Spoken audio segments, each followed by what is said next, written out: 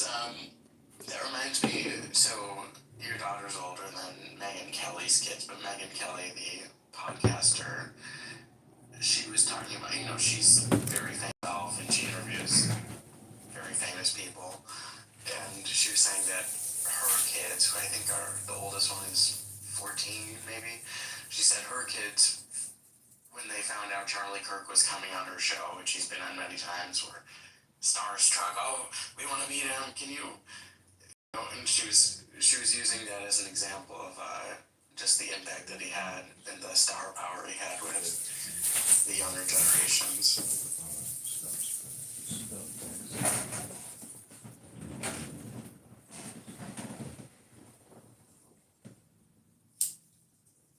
Yeah, and she was absolutely one of those that when he was shot, like I begged her not to go online and look at the videos. I'd already made the mistake of seeing them, but yeah, she truly grieved over him,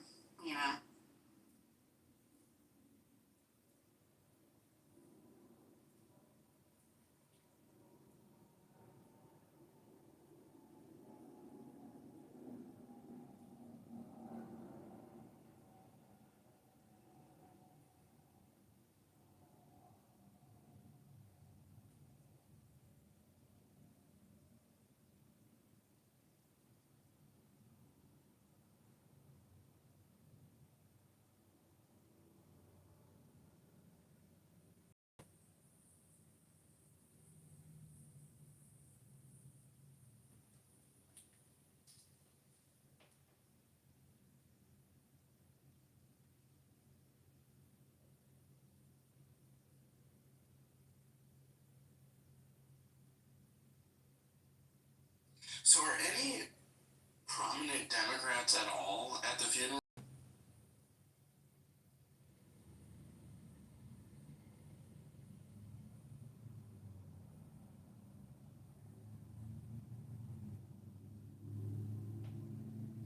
That is such a good question. That's a really good question. That'll be interesting.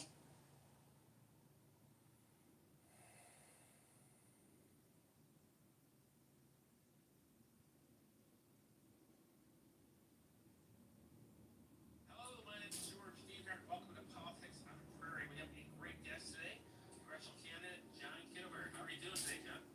George, I'm doing great. How are you doing today? I'm doing real good too. I see you got the whole campaign headquarters going there. I do. I've got a lot of phones set up. I've got a lot of YouTubes going, Instagrams, X accounts, Clubhouse. I try to do a lot of mass communication for the campaign at home. I saw that. That's how you got on my radar was all social media. You're probably way better connected in that aspect than your opponent of the hood. Why don't you tell us a little bit about yourself? Sure. I live in Chicago, 42 years old, and I'm a graduate of the Citadel. So I have 6 grandchildren, and when they were all born, so each one of them, I got a journal when they were all born, and I write probably 3 or 4 times a year in each of their journals, and I just said, tell them like how old they are, what they look like, what they, are interested in, or anything that's going on. So I'm writing in Avery's journal right now. She's 10 years old. She's homeschooled. She called me the other day and asked me if I enjoyed reading Shakespeare. You're like 10 years old. And she's very smart. But I'm writing to her and I'm telling her about Charlie because I will give this to her when she's 18. And I want her to know. And she can look up, she can read about him, but she won't know now because they're very sheltered since they're homeschooled. But yeah, that's kind of a neat thing to do right now.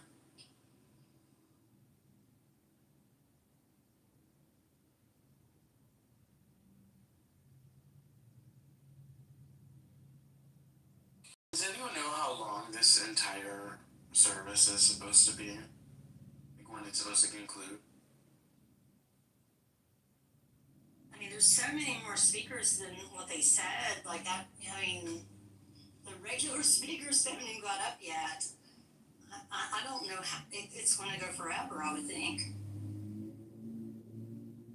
Yeah, it's probably the biggest event that I think I've ever seen.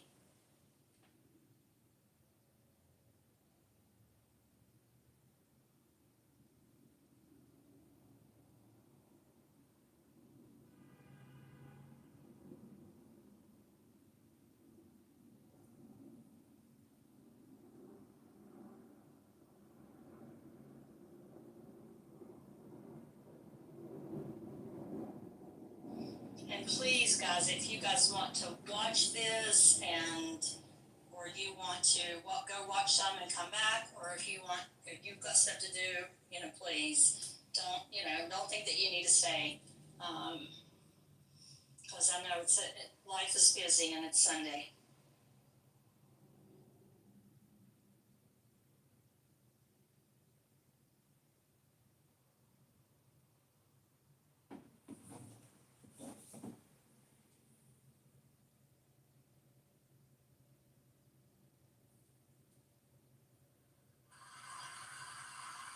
Now look, there's only two things you can get in the afterlife.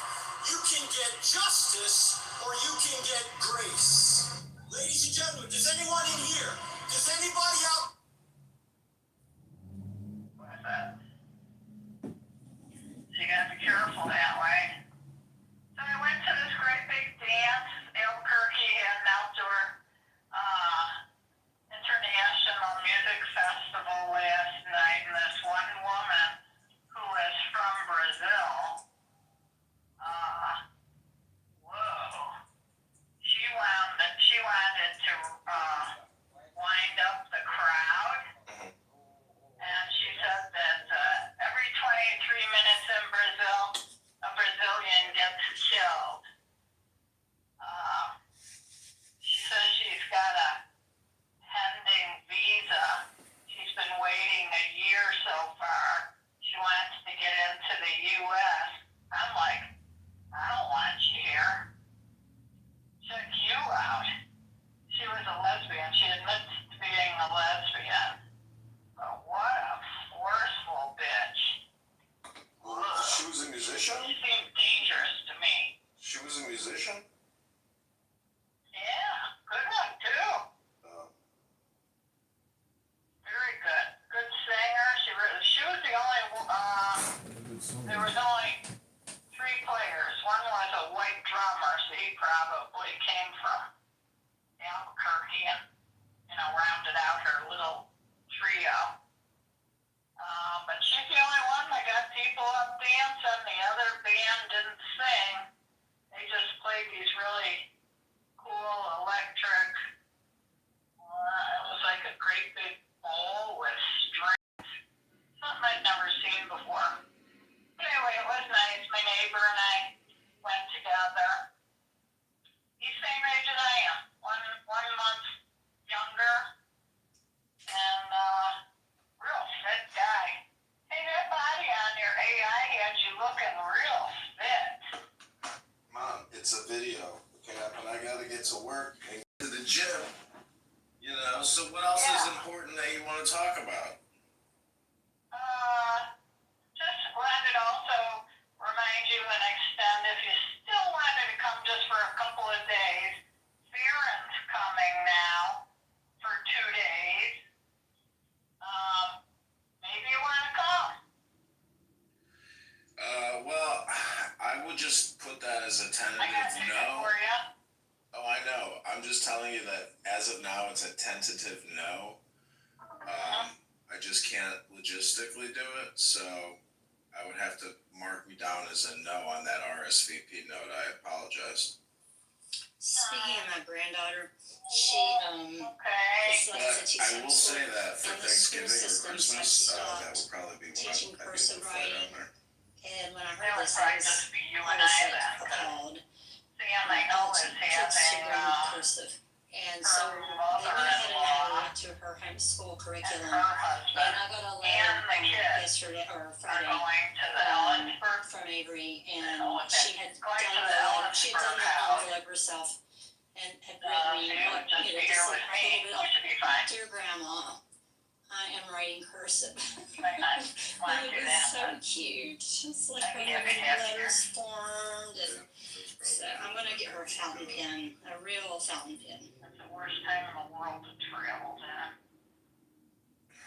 Well, I don't know. Christmas and Thanksgiving in Albuquerque is pretty nice. I'd be happy to get out of Chicago. Well, that's true. I never forgot that stupid trip we went to San Diego and couldn't get back, or I couldn't get back for 2 days. That was frightening. Yeah, traveling can cause increased stress levels. Big What do you time. think of Trump putting that $100,000 entry fee for foreign countries coming over here to work? Yeah, You like good. it? Yeah, good. Tax them because these corporations are getting away with tax evasion. Right. I love that. That was a good one. And today's a big memorial. You might find it on Live Now. Trump attended Arizona Memorial for Charlie Kirk. You know, that guy was a real inspiration to the young people to motivate their thinking one way or the other. He gave them platform information to study their own opinions, and that was very valuable to have a person willing Okay, to do there's that to help our Trump college waving to students people out. on camera. I feel very bad about that. Hey everybody, go to johnforcongress.com. Thanks for being here. Take the deepest breath of the day. You were by Hold it for 10 brain- seconds. Brain rotted out young person who, I think it's directly because of cell phones and all these platforms that can brainwash you. I thank God that I grew up basically. I remember when I got my first text message, and it was just this, you had to push the button 3 times to get to the letter. So think about how communication has changed. The ability to really brainwash, demoralize, and rot out somebody's soul and destroy their life. It can be delivered to you in the palm of your hand through your. There's no other way to get the virus. It's a mind virus. Many young men. That's a good way of putting it. Mind virus. It is a And mind they virus. can spend useless hours researching the darkest caverns they can go. Yeah, That's people. radicalizing a lot of these kids. The parents started them out with cell phones. Look at the age range who are committing all this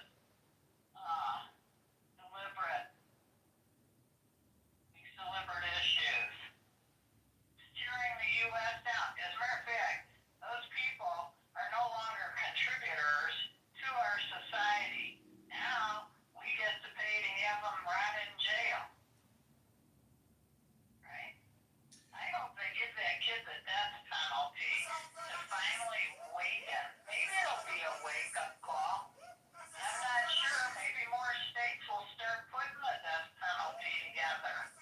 Well, they really need to start regulating cell phones and the information that people are consuming on them.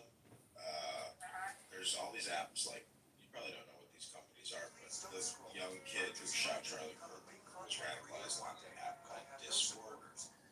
Yeah, saw that. Yeah, also Telegram. So there's just a lot of extremist groups on those apps on the left and the right, and it can polarize somebody and make them extremely fearful and extremely angry and radicalize somebody to commit murder. Look what happened to Charlie Kirk. So Yeah. Did you see that his weapon was an antique? yeah, I wonder where he got his hands on that. it was His his parents grandfather's. probably know. It was his grandfather's. Oh, was it? Yeah, he kept writing in text messages to his gay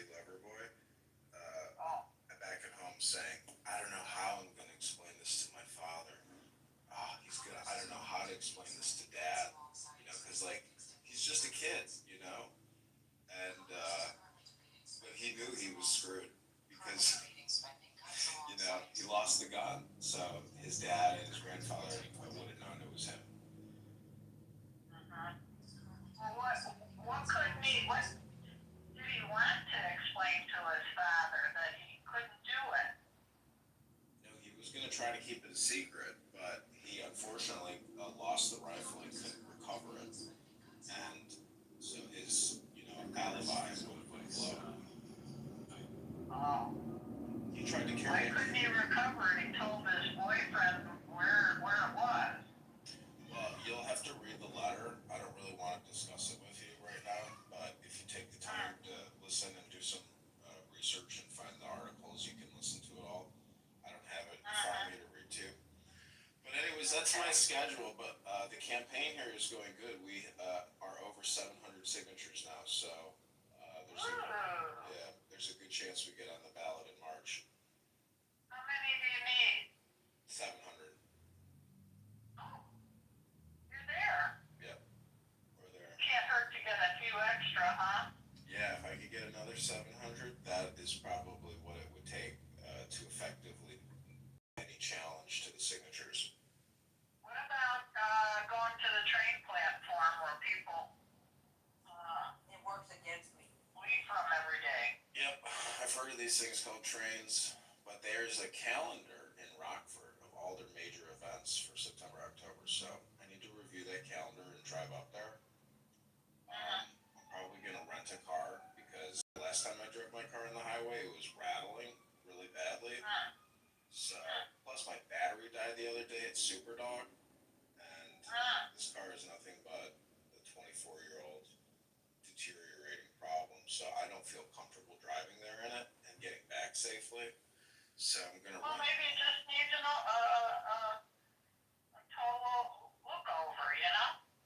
Yeah, I've had new brakes put on, I had new tires put on, and I told the guy, he's like, your tires probably aren't secure enough, you know, so I need to bring it back in. But for me, I just want to do like a 24-hour trip, so I can rent a car for 2 days, get a hotel room or an Airbnb, and myself, I can get 100 signatures, and I have to pick up the petitions from the girl that I've been paying who's been working for me. And she's going to Minnesota on Tuesday, Wednesday, so I want to get there tomorrow before she goes on her trip, because who knows, maybe I'll never see her again and not get the petitions that she's worked so hard to get. So yeah. Okay, I'll let you concentrate. Just thought you were really cute in that little campaign. That's the video. point. Cute. That's the point, to be funny, to be cute, to be nice, to be kind, you know, but to use technology for communication, because people's attention spans are 3 seconds. That's it. That's all you get. It's 3 seconds with somebody. After that, Here's where it appealed to me. You bothered to put your tight shirt and tight pants on to show off your efforts, and you were rewarded from all your workout, and you had All lies, Mr. happiness in Dinehard. your face. I think you're very little for the invalid. Has to get back to getting signatures on petitions. Have a good Sunday. You were a little bit light on your feet, so you must have been somewhat on your toes. you know, it's a video that I didn't actually do that, right? You know, I've already told you, it's a picture. You upload a picture, and then it creates a video. So that's not me dancing. That is an AI video. Watch it again closely, and you'll say, you know what? That is obviously not him. That is a video creation done by a computer at Google. Well, don't change your happiness on your face. I get it. It was charmed by. I get it. But next time you watch it, you'll see it. You'll say, oh, I see it now. It's all, this isn't real. Even like the background. Did you create the background at least? It's a little bit like my background, but I can send you the picture that I used to create that video. I like what I saw. How did you get it? Did Samantha text it to you? Yeah, she sent it to me this morning when I woke up. There it was. So wait, what's your cell phone number that I can text you at? Is that the artist's name? Or is their name The Blessing, or is the song name The Blessing? It's beautiful. Stamp sites,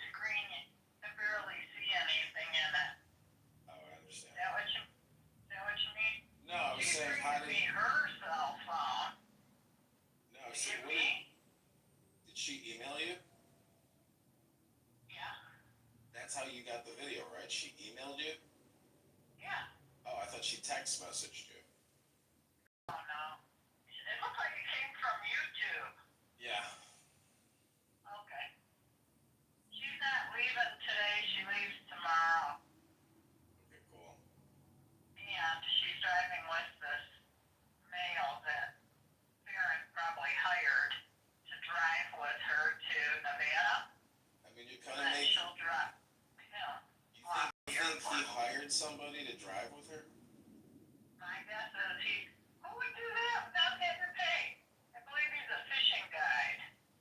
Because she's never drove that thing.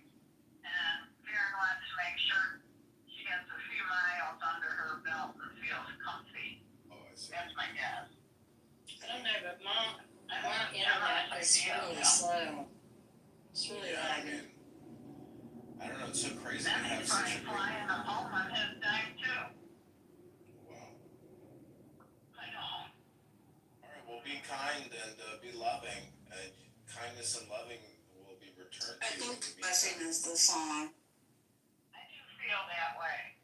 I feel And very she's singing Cody Carnes. always Yeah, ready yeah, that's elevation worship. Yep. and with kindness in my heart. Well, do you remember what happened at your house in Grand Junction when Samantha was crying and screaming, and you two got in a physical fight, and she stormed off and left your house?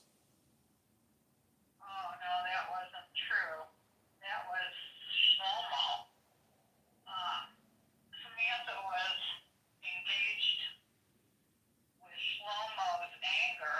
Samantha actually left Shlomo after that because of how he treated me. Sam and I did not have a fight. No, you It was two. all Shlomo's rage. No, she got up in your face crying and screaming, and I think you may even have put your hand on her throat, but she left. No. Well, what I'm saying is, I don't look at Samantha as just Samantha anymore. She's transmutated into a different creature known as Samarin, which is a combination of Samantha and Farron. Her new name is Samarin. So just remember, you are no longer just dealing with your daughter. You're dealing with a new creature, a combined person, two people in one known as Samarin. So just remember that you're no longer just addressing your daughter. You are addressing a double identity known as Samarin. That's the way I look at people when they get married. You have to treat them You're differently. right. You're right. And I really actually never thought I'd even see him but for a brief moment because I never even sat down with the guy and had a conversation. I think he was avoiding me at all costs, like continually keeping himself occupied and away from Memphis and my visit. I never even talked to him. But one thing he did say is that I did a very good job raising Samantha. And I said, well, it's your job now. Please don't mess it up. Yeah, well, I mean, Your kids are doing pretty good, I gotta say. well, Very I'm fortunate just, in the era that I had you. what I'm trying to tell you is, this is a big thing for Samantha. So if you have to humble yourself and eat a little dirt and zip your mouth and just be a pleasant person and just be a hostess. Like there's no need to try to crack an egg or even have a conversation. This isn't like Jeannie's hour of power here. I mean, bring them in, take them out. No need to create any drama. That's all I'm saying is, why create drama when there's no need to have drama? If somebody else is going to create drama and you're going to pick up that mind virus, that's a you problem. You have to basically, I'm just saying, I'm sure things will go well, but I'm just saying, based off of my observations, there does seem to be a tendency, for Samantha to Protect her. that she can get upset over something. The thing is, it's about, you understand you're very strong and a centered person, but you can be too intense and you can talk too Okay, much I get you. and you can I'm scream gonna too ask much. her about that Shlomo thing. Yeah, you can bring it up. She might look back on it now and say, yeah, that was a me problem and I'm sorry that I got so upset with you. But she I'm was. not looking for any apologies, but I do remember when she got back to LA, she broke up with him because of that incident. Well, it's not just that incident. It was because of his control, manipulation. I'm thankful she got away from that guy. Yeah. So is she.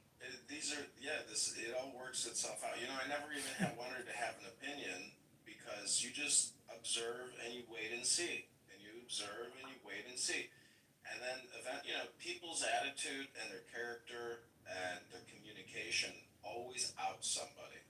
It's always Right. what they say and how they say it, which either makes it or breaks it. Agreed.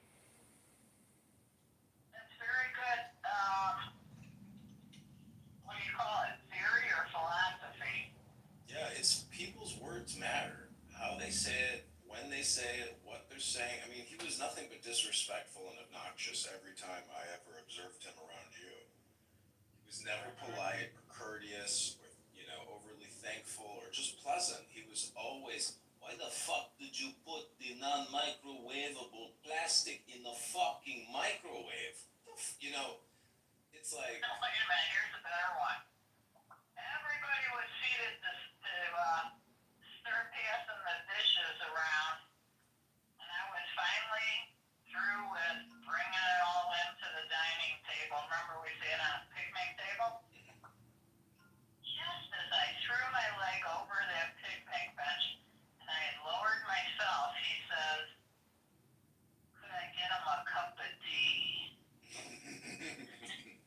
And I said, sure you can get yourself a cup of tea. I was not getting up for that motherfucker. I gave him that nice coach out, brand new carpet on the floor. His dogs ate the rolls. Remember the rolls? I think Linda had put the rolls in that mudroom. Remember when you came in, you'd have to go past through that mudroom before you came in the kitchen? yeah. Linda put the rolls out there, and his dogs were out there, and they ate the crown off of every single roll. Pretty funny. That was a tight little garage. I couldn't believe how incredibly condensed it was going up and down that little spiral staircase. What are you talking about? In his backyard, where him and Oh, Samantha God, lived. yeah. That was frightening, wasn't it? It was wild. It felt very California, I guess, but it was so tight. It was unbelievable. Yeah, you had to go straight up, because you didn't have enough footage on I think everyone's taking a nap, but staircase up. Maybe you know what you should have done? it's still a long day. Outside, sort of like a little cabinet, Uh, and put the staircase on the outside. Is anyone else like doing laundry or Into the inside once you you know, were at the top. household chores? he had It's a that rainy day here. I'm trying to decide whether Oh, yeah, I remember that. He was paying monthly for that fucking piece of metal in the backyard. I was like, what? It's very beautiful in North Carolina. Sunny Carolina blue skies. Some people are Beautiful day. really, they You know love what, their I think you tools. might I have don't know. done that, because he got it in there. Adam, what do you think? Should we close down and take a break? Gonna be Then maybe come back? risky getting it back out. Yeah, it doesn't sound like a bad idea. And it's I've been here since like 10 o'clock this morning, maybe. holding out till they would sell it. Yeah, I just don't think anyone anticipated this many speakers this much. I don't think the first speaker started yet. So why don't we, for the people in the audience and stuff, why don't we just, I'm gonna try to come out around 6. And if anybody wants to come, and if not, that's fine too. I think they're gonna bring his wife up next. Anything else you They're want to gonna, talk about? after this video, they're gonna bring up their wife when she's speaking. And then they're gonna do it. Throwing your arms around me and let me know. But I'll have to get off to watch it anyway, so I'd like to see her. So I will, I think I'm gonna get off and watch that and then maybe try to Okay, thanks take a for little bit of a having me. rest Great Saturday. and come back on 6. Someday today. And if you guys watch it, and have any thoughts or impressions, come back and let's talk about it. Talk about how we're doing. How's that sound? Yeah. In a sec, come back at 6, honey. All right, guys. We'll see you guys at 6 then. Okay. Thank you guys. Thanks for coming.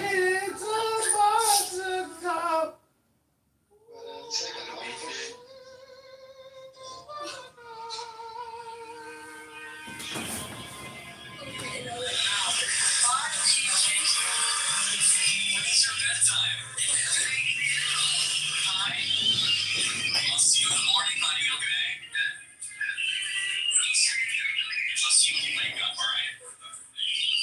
I love you. Before he was a leader to millions, he was mine and theirs.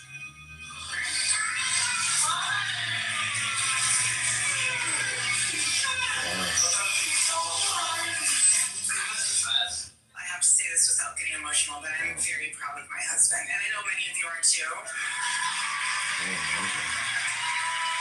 I've never met anyone quite like her. I have a friend called Tyler, and I said he's gonna have to find talent somewhere else. And Tyler was trying to coach me down because he said that she was way out of my league. And he's so right, by the way. I mean, my wife is the best person ever, and she's a patriot, she's a believer. We don't want to have to be accountable to God when this life passes. And he asks, why did you not trust in me and not fight evil? For young people out there, if you want to find meaning, find something worth taking responsibility for. Yeah, it's been a fun journey, fun ride. It's just getting started. Yeah, grateful for you. Thanks for joining the Charlie Kirk Show. You're welcome. We should do this more often.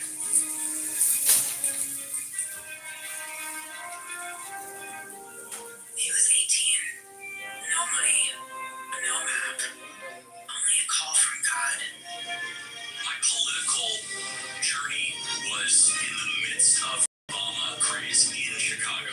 As someone who is generally conservative, I realized this generation of millennials is going to be the most progressive generation in history if we don't do something about this.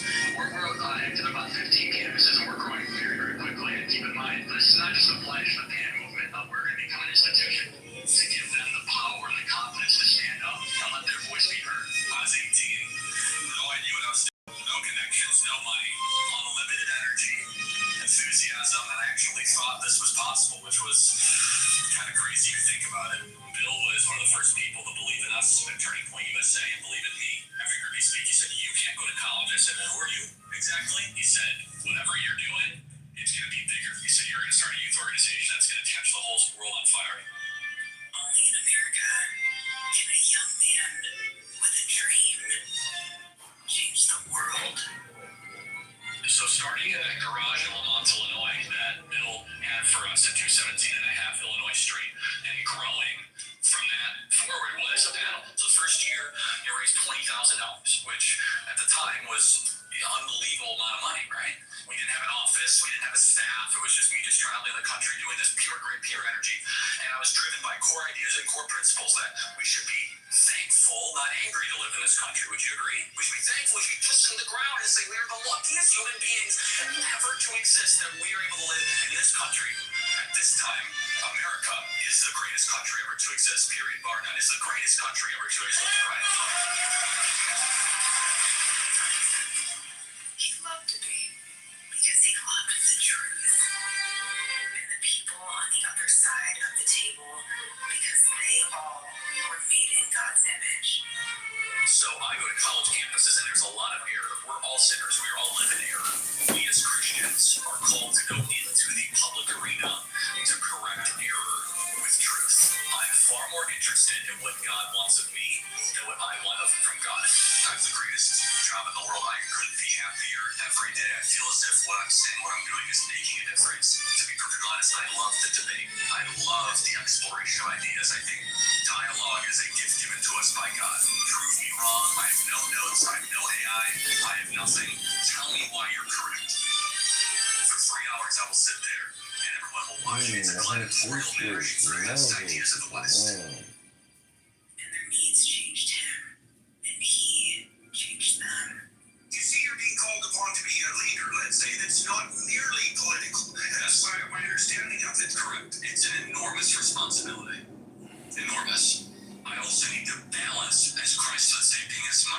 truth, which of course I'm inclined towards, as love. What is God's plan on a college campus? I just believe I will only tell truth, I will not compromise, and I'll love on the lost. He was no stranger to threats, to being hated, to being doubted, but he went out anyway. For America, for you. He carried his love, but he went out anyway. For America, for you. He carried his love for the nation in his hand, and in the other, he carried us.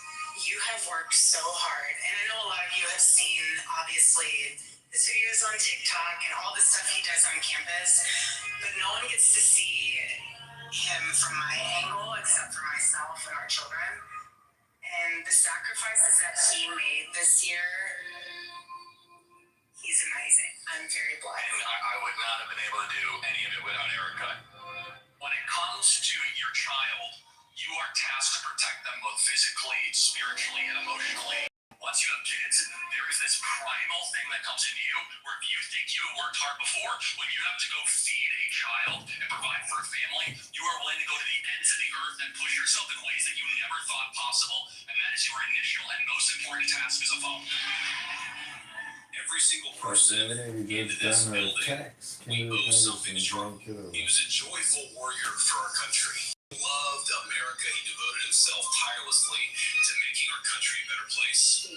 He was a critical part of getting Donald Trump elected as president, getting me elected as vice president. And so much of our success over the last 7 months is due to his efforts, his staffing, his support, and his friendship. The media said that Turning Point could never run a ground game. They weren't experienced. They didn't know Charlie, right? You need tremendous talent to do what he's done. Building one of the most powerful youth organizations ever created, Turning Point USA. And I want to thank you really, truly. We do remember that we did not earn this. This is God's mercy on our country. What he built will endure.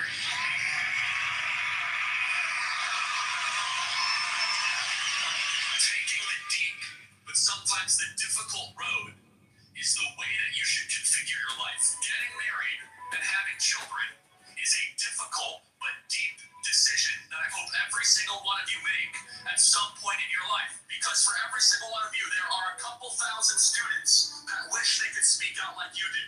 And courage is a choice. It takes no skill to be courageous. You might come up to the microphone and say, Charlie, I don't know my talent, I don't know my skill. The cool thing about being courageous is you just have to say, I choose to be courageous. What can I do to save the country? You answer that question every single day because you are doing the work to save this beautiful republic. You are doing something that is bigger than you. He loved this country. He fought for this country. Now we all live to honor his fight. What young people especially are screaming at is they say, give me a structure that I can live my life by. And especially young men, more challenging of them, more saying, you know what, honestly, I'm not going to talk down to you. Stop being a boy and become a man. You want to learn what that means? Come to church and I'll tell you what it means to become a man. Because we have the greatest story ever told. If everything completely goes away, how do you want to be remembered? I want to be remembered for courage, for my faith. That would be the most important thing. The most important thing is my faith.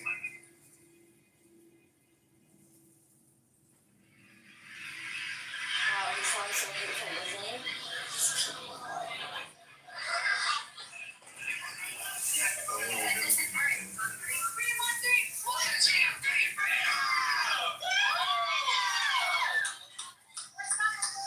Wow, look at that. Beautiful. So this is, so him in the car, he's driving up to, Utah University and he's seeing all the people like tailgating outside.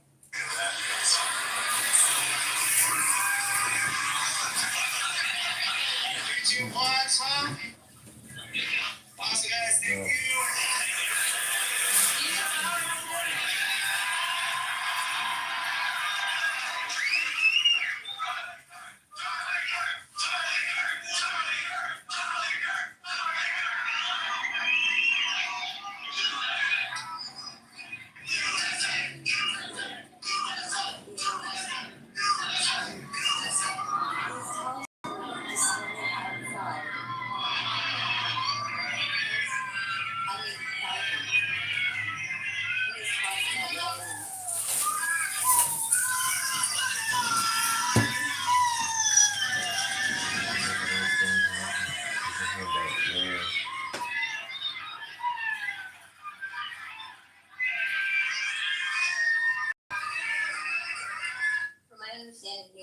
about 20 minutes into the debates, I think.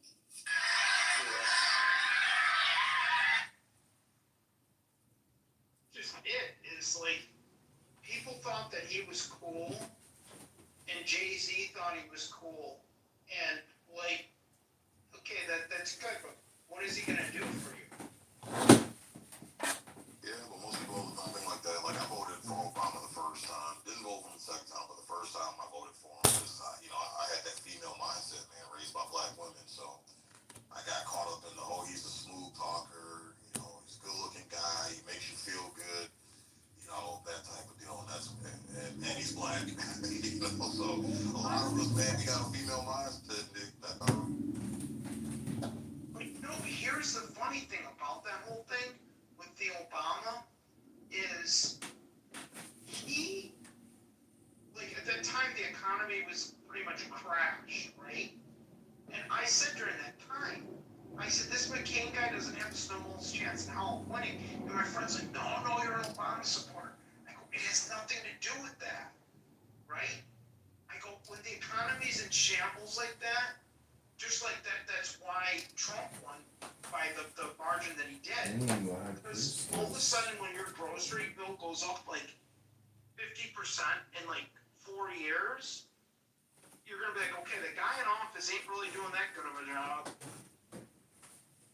Too, a lot of people realize all this shit they talked about Trump, and then he ended up getting elected, and I didn't lose any rights. he didn't rule like a fascist Nazi dictator. I was told the world was gonna burn up into crisp, and it was all over with. And a lot of these people realize, oh well, holy shit! When Trump was in office, I had more money in my fucking pocket, man. So something ain't right. Something ain't right. So the Democrat Party didn't do themselves any favors. They didn't look long term enough to realize, holy shit, we're telling all these lies about this man, but when he's in office, people are gonna realize that none of this shit what he said was true. So that hurt him really. I also think too, like with Harris, like they put like the worst possible person, right? They should have never fucking put her as runner up. I mean, she's terrible. Like, I was talking to someone when I was in Curacao, and she's from the Netherlands, and she says, I don't like Trump, whatever. But she's like, I looked at it and said, there's no way this lady's gonna win, because all she is just a bunch of word salad. I'm like, exactly. Yeah, she's fake. She's fake. You seen Don Lemon go out in the streets of D.C. trying to get interviews, and everybody was fucking calling him a moron and fucking disagreeing. Like he was going up to all these black people and shit. What do you think about Trump bringing the National Guard here and this and that? They're like, actually, we need it. The crime's fucking horrible here. It's like we're actually looking forward to Trump doing it. And he was just shocked. He walked up to this one guy, put the microphone in his face, and he's like, hey, you got a few moments to have a conversation with him? And I was like, who are you? And he's like, I'm Don Lemon. He's like, oh, Don Lemon. He's like, you're a moron. I called him a moron. But Don Lemon got this wasn't. He went up to disagree with him. Man, it was just, it was pathetic. Like, I just thought to myself, I'm like, they can't come up with anyone better than this. I'm like, really?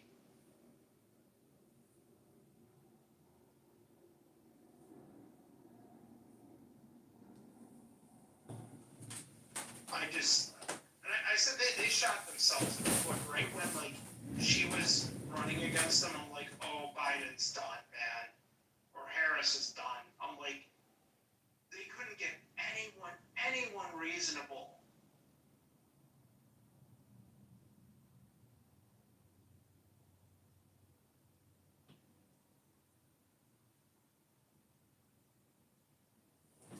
John.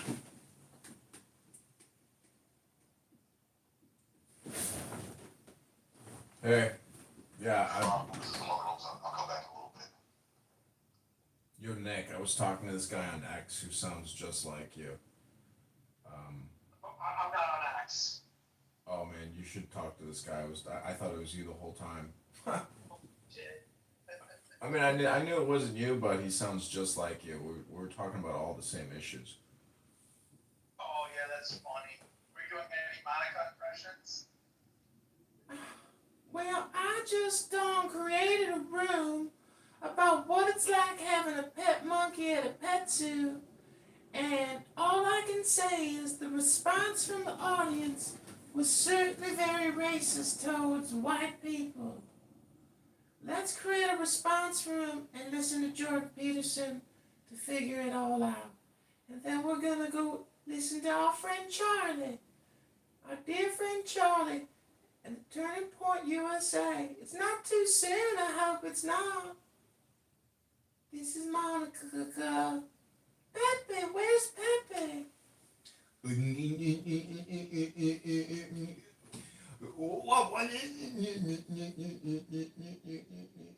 That's my Pepe impersonation. They call him Dr. Kermit the Frog. Hilarious. KF. It's hilarious. No, I was laughing my ass off when you were trolling her in her room, but does she always kick you out or does she have you blocked? She kicks me out and blocks me, and she reports accounts that I have. She's a very malicious person. When you cross her, just like any F word, N word on this app, if you cross them, they will do everything in their gay power to try to shine a rainbow light into your face so you can't see anymore. It's just a joke, but I'm trying to think about the Care Bears. Crazy. It is fucking insane. Yeah, this app has extremely deranged people on it, and because I, have so much social media, and I record them, they hate my presence on the internet because they know they're tied into it because I've recorded everybody for so long. Interesting. Yeah, people really, really hate my social stuff because it's so much Clubhouse. And everybody knows they're being put on YouTube by John Kitover, but there's nothing they can do to stop it right now. Right. That's hilarious. No, the trolling's been, like I said, you've taken it up a level, and it's been pretty good when you start trolling Monica in her own rooms. Yeah, as soon as they see that anonymous come in, they immediately think John Kitover, and the rooms just stop. It just stops the rooms dead in the track. Somebody says, "Hey, check your Telegram. Hey, check your back. Hey, as soon as they say, "Hey, check your Telegram," or "Hey, check your WhatsApp," immediately the rooms go silent, and then they go, "Oh, John Kitover's here. He's recording the room," and then the room just immediately goes totally silent. Right. So I guess it turns out that JB blocked all of us. I can't get into any of his rooms because we went into Pepe's rooms. Because I guess we're all blocked out. I know. I've texted him. He doesn't respond to my text messages anymore. These were He his. said he was lawyering up or something. Who knows? These are his last text messages to me. Oh no, nothing. No, I must have cleared them. Hey, Debate the News is gone. They just go to Chatter now. Yeah, and they're using X too. I see Nelson Opega live streaming himself on X quite a bit. Oh, that's what they're doing. Well, I guess they like Chatter because they can just put on the headset and put on the video camera on the but it's like it's just more or less like you said, just an echo chamber. Yeah, I'd rather listen to an audiobook any minute of the day than any of these people on Clubhouse. It's just some of it is very topical and prescient and newsworthy, like Charlie Kirk's funeral. I mean, it's like a national moment. So recording people, being shit stains, that's my business. I think I can make a full-time living just recording Clown World. It's possible. There's people already just doing liberal, media republishing, and I call it Docs News Incorporated. Docs News Incorporated. If you come on a social audio platform app and you are screaming out homicidal ideation or death threats, and we record you doing it, you are the basis of my business. Docs News Incorporated. Hilarious. So I was in interesting. I was in Illinois this past week for an inventory of one of our plants. But I was in southern Illinois. Mhm. It is a different world out there because it's like southern Illinois that borders like Kentucky, Indiana, parts of Missouri's right there. Everywhere you go, you see Trump flags. And all my coworkers were bitching because they're like, our taxes are so damn high Yeah. because Chicago fucks everything up for us. Yeah, it's true. Chicago's the parasite in Illinois that sucks the joy out of southern living. It really is north versus south, and that's why I'm getting so many signatures in the south. Rockford and Peoria are like different worlds. One has insanely high crime, one has no crime. One, but they're both paying, their equal share in property taxes. So everybody's Cook County hasn't released the property tax bills yet. It's delayed by like 3 months now because of this Tyler Technologies. They fucked it up, and so the point is, they know that there's going to be so much political backlash. They're like panicked because it could throw these primaries come March. Did that dipshit mayor? He went on some rant or some speech in Chicago. I'm like, is this guy that fucking stupid? Because remember, like, he was kind of like doing a town hall with local citizens, right? Mm-hmm. And they were bitching about like where the money's being spent, where this is. And he's like, oh, I don't know, and he couldn't answer any question. I mean, I'm like, is this guy that fucking stupid? He is. He is definitely mentally challenged. I really do believe that. And I just hope Trump deploys the Army National Guard in the city and takes over Michigan Avenue, the blue line, the red line. They're already saying that if they don't provide additional security on the trains, they're going to pull, national transportation funds, and it'll shut down the buses and the trains in Chicago. So if they don't comply, they are going to withhold funding. But I just hope Trump takes a bold initiative and deploys the Army National Guard throughout the city, especially, going into these primaries and even doing like a winter deployment in the city. But it's interesting too, because I'm looking at this election map where I was there in southern Illinois. It's all red. It is all red. Like, my coworkers that are like, because the Indiana border is like 10 miles away. It's not far. So a lot of my coworkers just live in Indiana because they don't want to pay Illinois taxes and be part of that fucking communist-run state. Even the Republicans aren't Republican enough. They have no idea how bad things are with Pam Bondi. Trump even had to tweet, he's like, everyone's telling me you suck, you better get something started here. And, everyone is screaming, will there ever even be one arrest? Are you going to arrest any of these people who tried to overthrow the government and are treasonous traitors?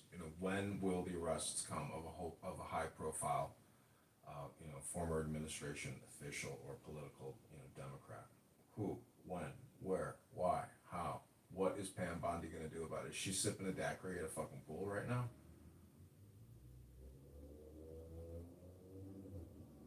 He's going to deploy the National Guard too in Detroit. They told Governor Whitmer, and she's all like, no, we don't need that. I'm like, you kind of do. But to your point, like, Washington, D.C. is a fucking shithole. Like, it has some of the worst schools. It's crime-ridden. I think he's doing some good. Yeah, for fuck's sake, the Capitol should be the first place you start, and then you choke Democrat Marxist sanctuary cities financially. You choke them, and then you deploy the military and you flesh out the whole system. Then on top of that, he's doing, what else is he doing? Like, he's threatening to cut off funding for some of this shit. I mean, he's doing some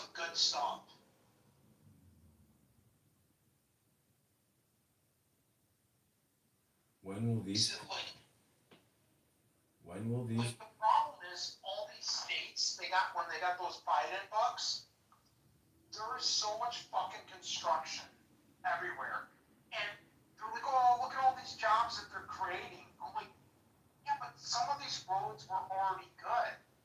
They're just ripping them down because Biden gave them money to work on construction projects that last like 2 fucking years.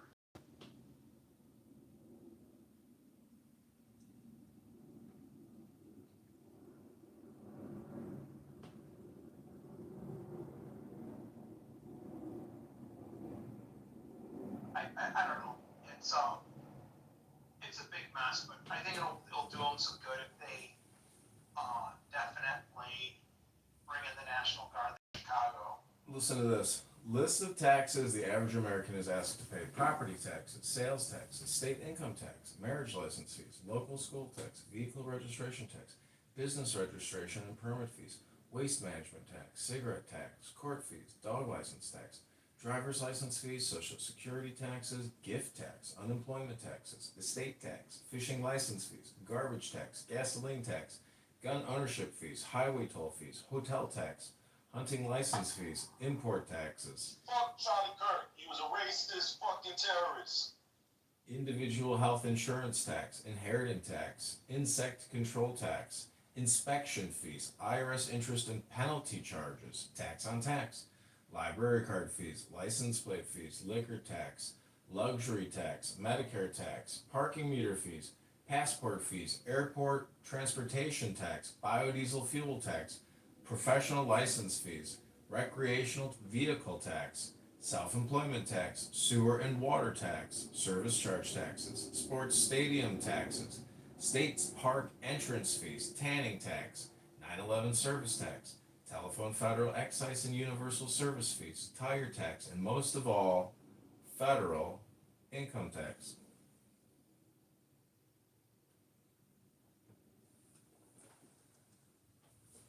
That's insane.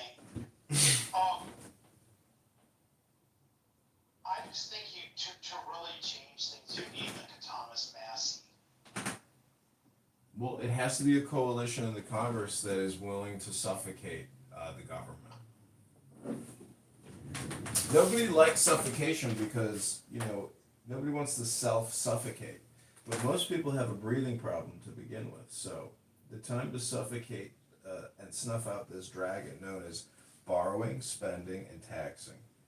Stop borrowing, stop spending, stop taxing. Stop. Say it with me now. It's spelled S-T-O-P. It's a 4-letter word.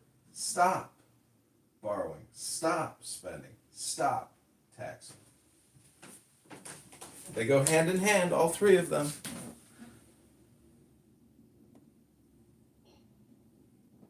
Yeah, that is true. You know what that means? Well, you're gonna have to do what Greece did. Greece did the right thing. Like, they put in austerity measures, but like, since then, Greece is like. Dude, Greece got a bailout, man.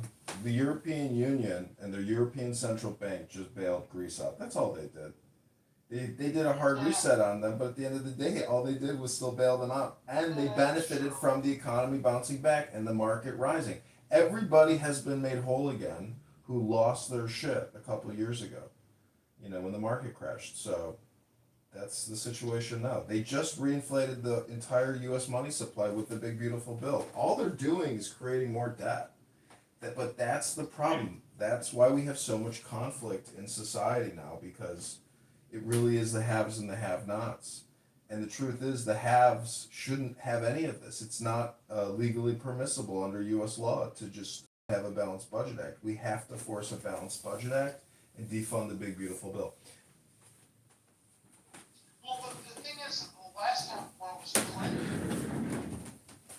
Clinton had the tech bubble working in his favor, so that's why it was, look how good the economy was under Clinton. I'm like, not really.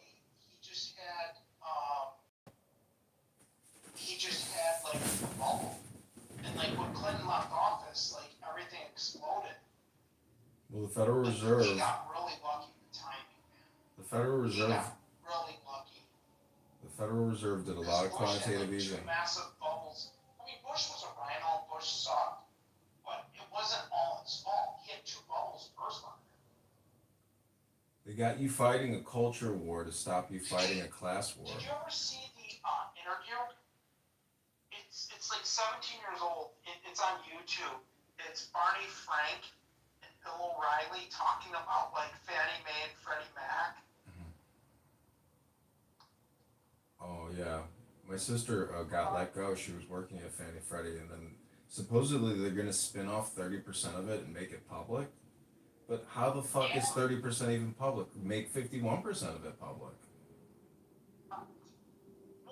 He calls out Barney Frank. He's like, Fannie and Freddie aren't the best investment, but going forward things look good. And he's like, off that, people went off that and bought stock and lost everything. He's like, no, but the Republic is like, oh yes, and he's like going crazy on them.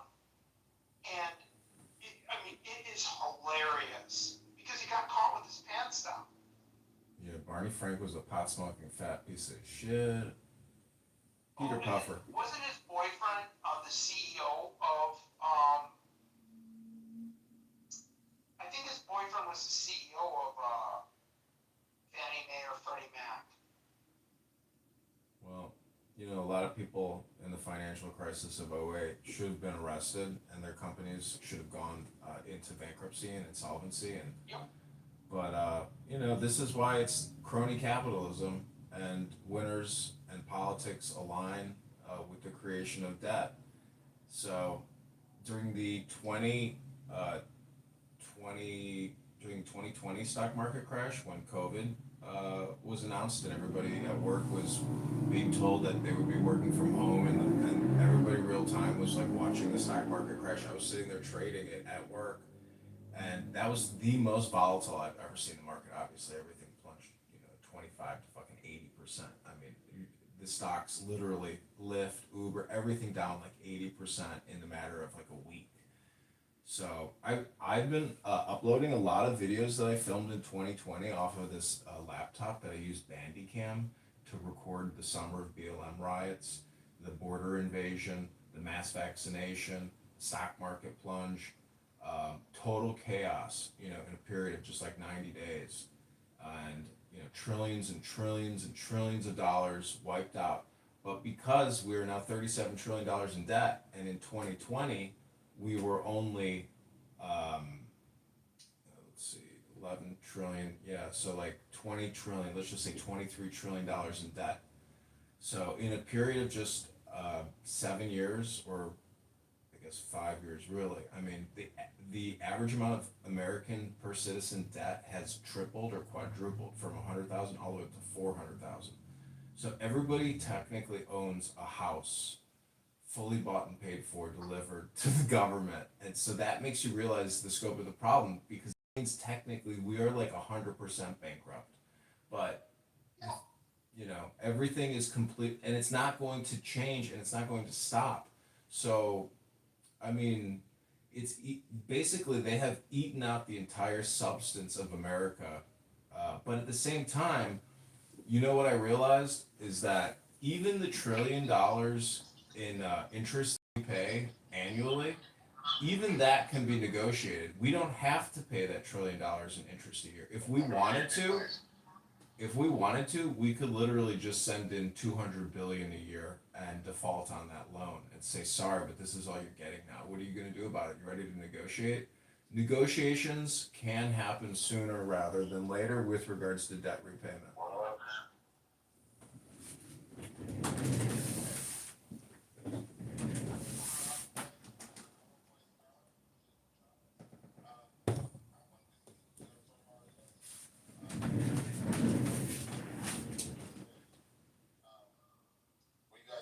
Topic, or you guys want something else? On something else. Can I say though, I'm not buying this fucking. Dude, they're saying they found the bullet just underneath his neck, like underneath the skin. Like, dude, a 30-06 bullet is fucking traveling 2,500 feet per a second when it hits somebody, it's hitting you at 3,000 foot-pounds. Mountain, you're sure he's dead though, right? You're sure he's dead? Let's just confirm that you confirm he's dead, right? I know he's. Oh, okay, great. Well, then moving on to the next conversation.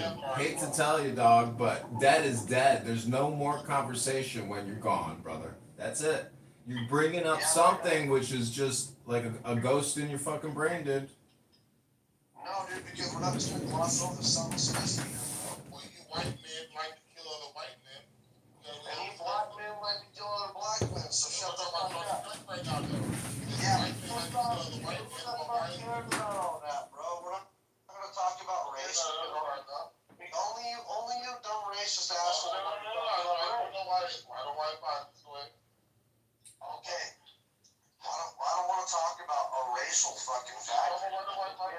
Gentlemen, are you gentlemen? Gentlemen, are you gentlemen? Can you confirm my question? Yes or no? Are you gentlemen? Yeah. Okay, well then, gentlemen, let's speak like gentlemen and not waste our time here because I'm live streaming this on YouTube. Okay, give me 60 seconds. Conservative family murdered a conservative white man who was asking for debates on the college campus, right? Why? That's what I want to get down. Okay, gentlemen. He didn't actually say anything. He asked the question, gentlemen. And before we answer his question, gentlemen, let's determine whether Nick is going to mod this room or I'm going to sit here and record you guys talking over each other, wasting everybody's time. What do you gentlemen say? All right, gentlemen. We know how to cooperate. Thought we put in niggers. So he was Shut the fuck up, bro. They called me a nigger. You haven't called me goon. You haven't called me a cracker. You ain't called me a cracker. I never called you cracker. Yeah, shut the fuck up. Quit playing the victim, man. How about we stop the racial shit? Say nigger again. I don't care. Listen, okay? If you don't care, then shut the fuck up. Because guess what? We don't care about this cancel culture shit, bro. We don't want to. Kirk was killed with a 30-06 from 200 yards away, right? Okay. They're saying that shit's 138 yards away. 150 meters. You know, you gotta convert that to yards. So it's 130. That's 200 yards, bro. No, it's not 100 yards though. If you look. Okay. Well, what is meters to feet? Dude, I'm just saying, like that's We're not. about 3 feet for every meter, Uncle. Bingo. Right. So 150 meters up. Right. So it's about almost 40 yards up.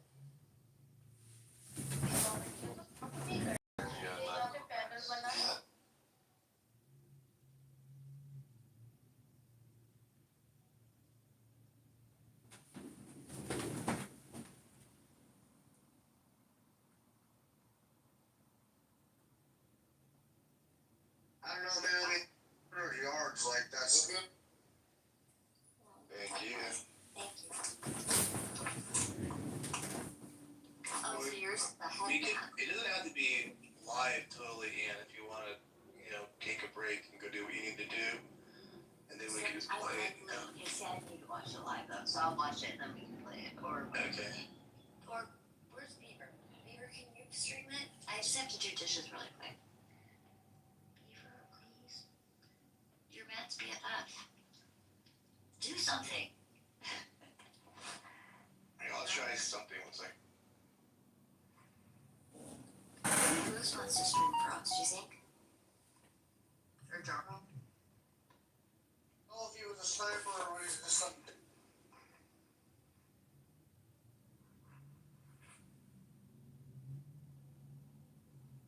Maybe Kitover. Yeah, where's he at? He's right here. Oh, yeah. John, will you do this? I just have to do dishes really quick. Can you stream this for like 15 minutes? Yeah, but.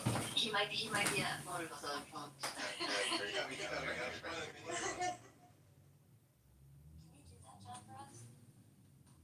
Yeah, do you have the link for me?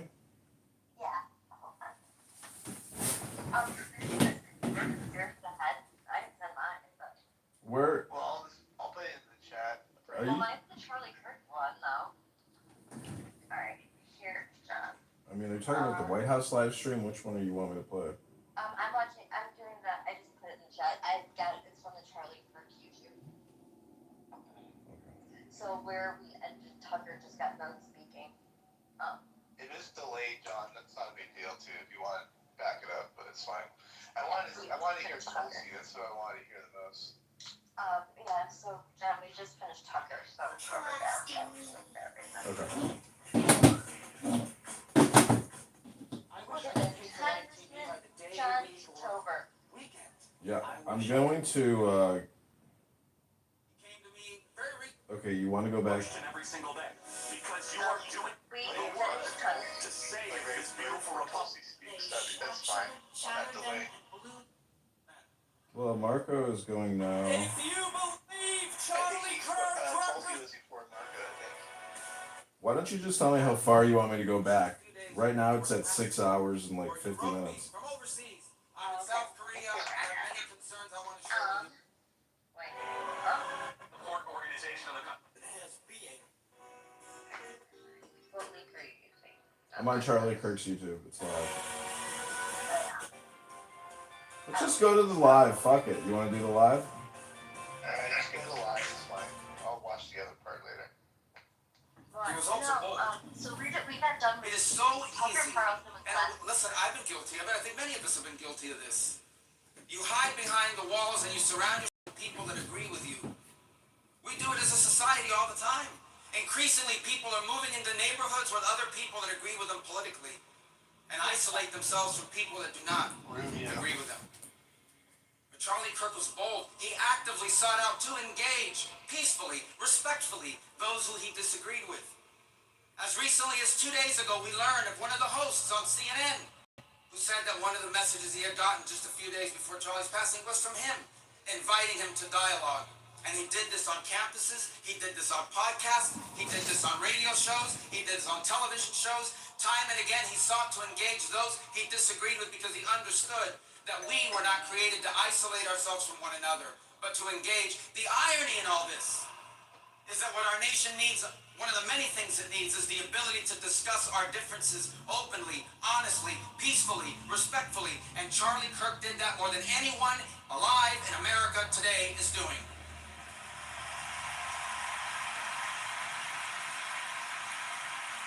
And Charlie Kirk was impactful. Impactful because of all the things I've said, but look around this place. There's 100-something thousand people here. The President of the United States is here. His entire cabinet is here. Television outlets and media outlets from all over the world are covering this.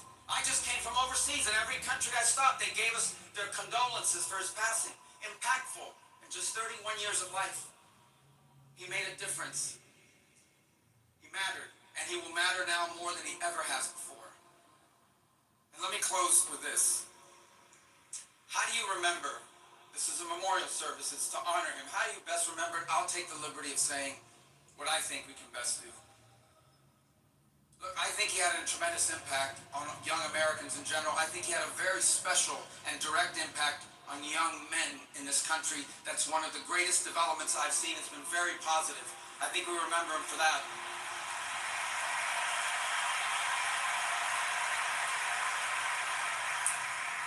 I think we remember him for constantly saying, you want to live a productive life, get married, start a family, love your country. These are powerful messages. But I hope many who are watching, I imagine there are people watching here tonight that didn't know much about Charlie Kirk until 11 days ago. Maybe they were disengaged from politics. Maybe they were partially engaged. I hope one of the things they take from this is that the movement Charlie Kirk led and started and gave fuel to was about politics, but not only about politics. It was deeper. It was broader.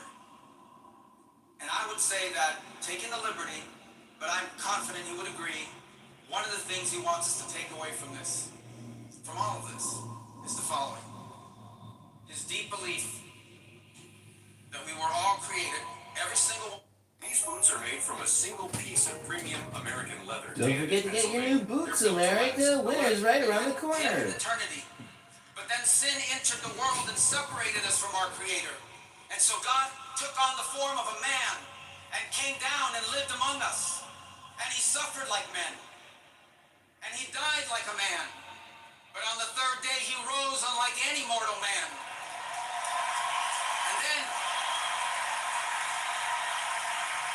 And to prove any doubters wrong, he ate with his disciples so they could see, and they touched his wounds. He didn't rise as a ghost or as a spirit, but as flesh. And then he rose to the heaven, but he promised he would return. And he will. And when he returns, because he took on that death, because he carried that cross, we were free from the sin that separated us from him. And when he returns, there will be a new heaven and a new earth, and we will all be together, and we are going to have a great reunion there again with Charlie and all the people we love. Thank you, and God bless.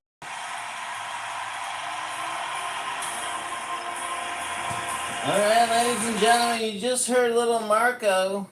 Little Marco just told us all that one day we're all going to go to a picnic again, a big old barbecue, and we're going to be in a heavenly Christian retirement center in the sky. Everybody's going to have a 6-house, 2-car garage. Everything's going to be great. There'll be no more poverty, no more disease to worry about. We'll be immortal, and we'll all get to enjoy the party. Won't that be nice? But in the meantime, we're going to take you back to the live stream. We are Charlie Kirk. Thank you, ladies and gentlemen of Clown House, for being here. Matt and Ann, God bless you both. I hope you're having a fun Sunday.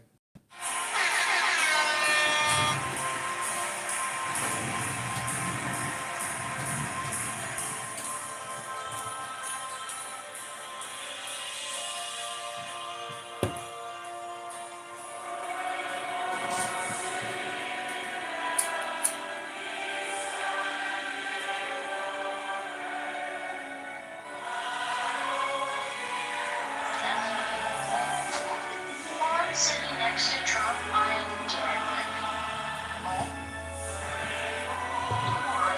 Next to Trump. Ladies and gentlemen, please welcome Secretary Pete Higson.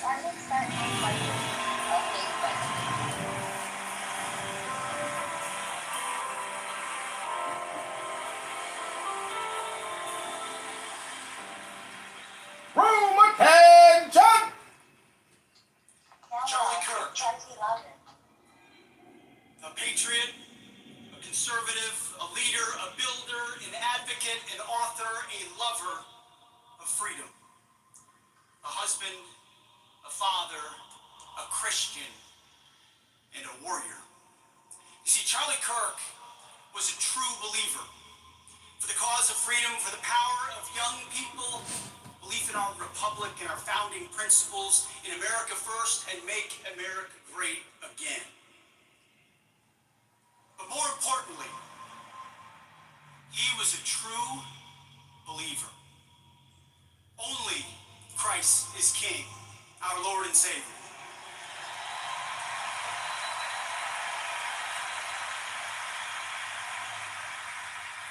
Our sins are washed away by the blood of Jesus. Fear God and fear no man.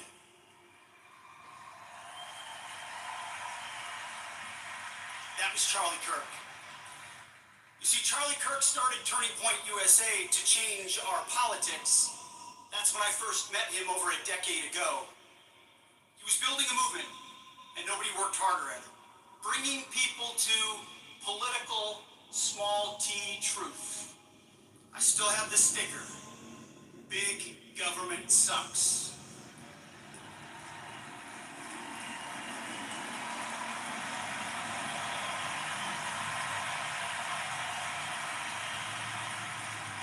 And he pursued that truth with more vigor than anyone I've ever met. But over time, he realized, like so many of us have, that this is not a political war. It's not even a cultural war. It's a spiritual war.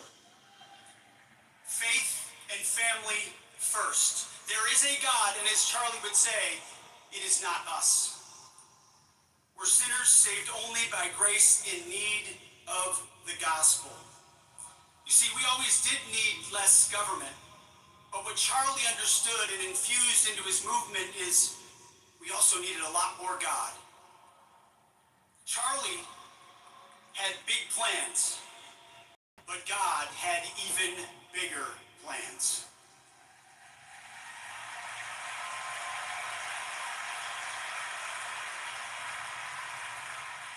You know, Marco mentioned this arena and the millions watching. A couple days ago, I learned that Kirk, actually in the German language, means church. So on this Sunday morning, I'd like to think we're all in Charlie's church.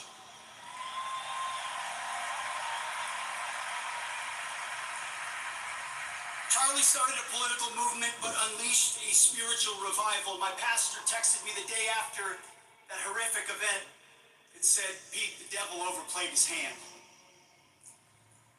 Charlie started with liberty, but ended up lighting our country on fire for Christ. He started Turning Point USA, but this moment is the turning point for the USA.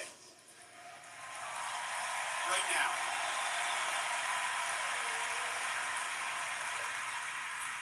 He died the way he lived, speaking the truth. Charlie waged war not with a weapon, but with a tent, a microphone, his mind, and the truth. And the gates of hell could not prevail against him.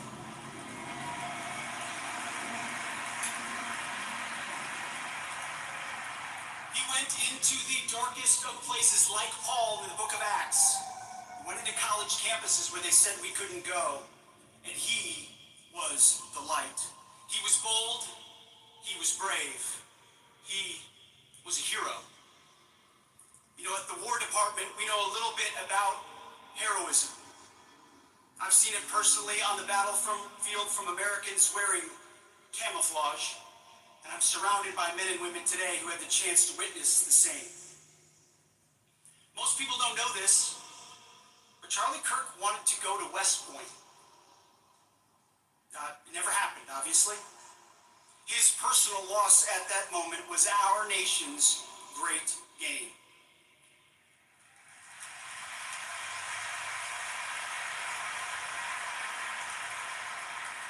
Charlie Kirk was a citizen who had the biblical heart of a soldier of the faith, who put on every single day the full armor of God with a smile, as the scriptures tell all Christ followers to do.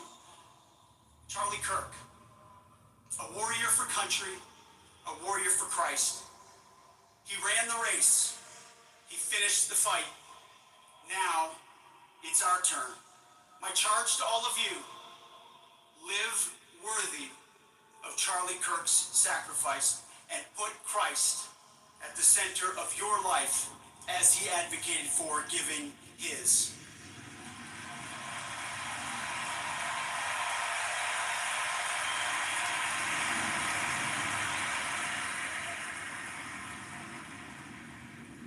Charlie has heard the words echoing now in heaven.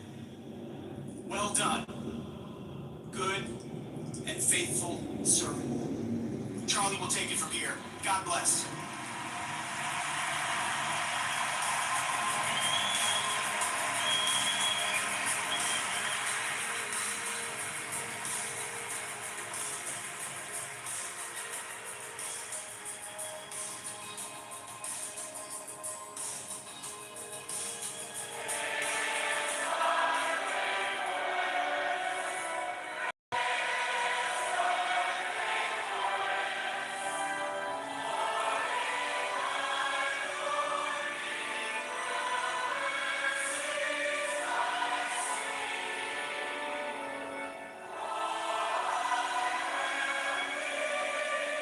Please welcome to the stage Secretary Robert F. Kennedy, Jr.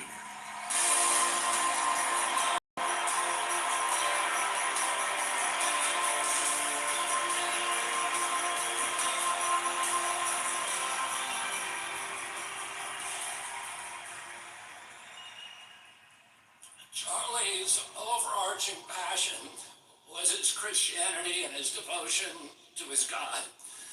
He believed what St. Francis taught us almost 1,000 years ago, that we should strive to live our lives in perfect imitation of Christ. That we should turn every day and every moment and every interaction into a prayer. And Charlie understood the great paradox that it's only by surrender to God that God's power can flow into our lives and make us effective human beings. Christ died at 33 years old, but he changed the trajectory of history. Charlie died at 31 years old, but because he had surrendered, he also now has changed the trajectory of history.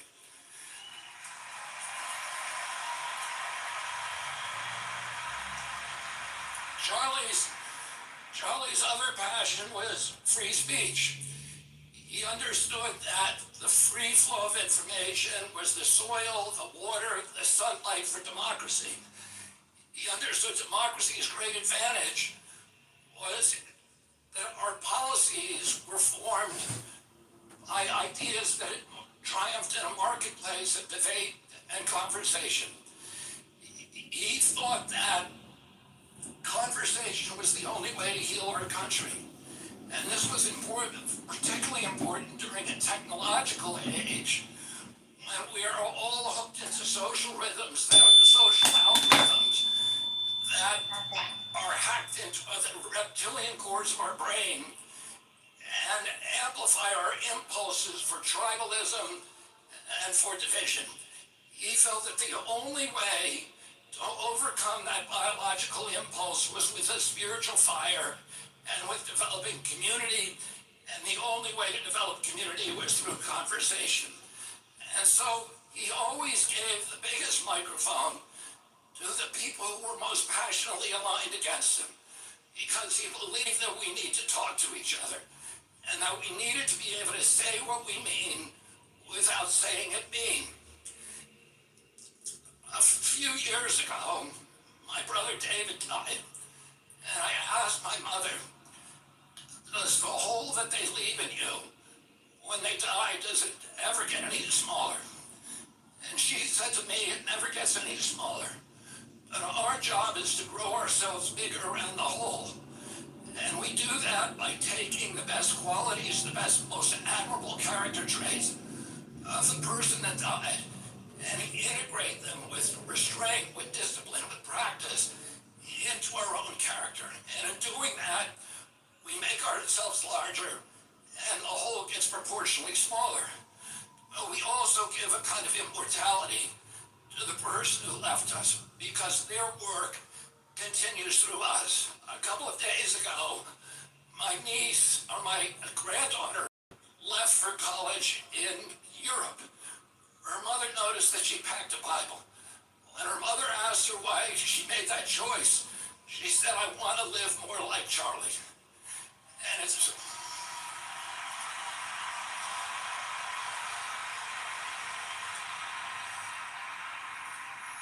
In one of my first conversations with Charlie in June 2021, we were talking about the risks that all of us take when we challenge and interest the physical risk. And he asked me if I was scared of dying. And I said to him, there's a lot worse things than death.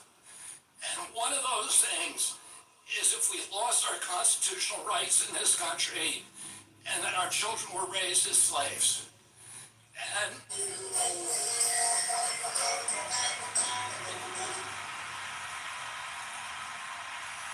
I said to Charlie, I said, sometimes the best consolation we can hope for is that we get to die with our boots on. Well, Charlie died with his boots on. And he died to make sure that we didn't have to undergo those fates that are worse than death. So let's remember Charlie. He was, for those of us who were friends with Charlie, we don't need any more evidence of the love of God, because the evidence, the friendship, is the best evidence that God loves us all. Thank you, and God bless you.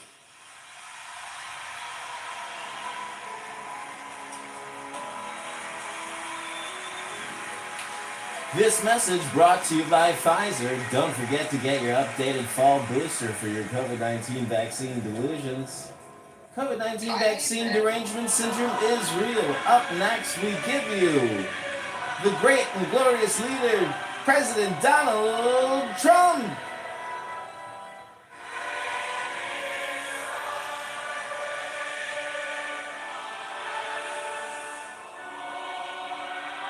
shit, some erections. What is this shit? This is the Charlie Kirk YouTube live stream. Ladies and gentlemen, please welcome Donald Trump Jr.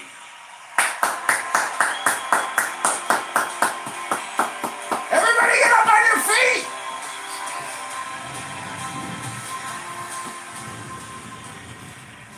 Welcome, everyone.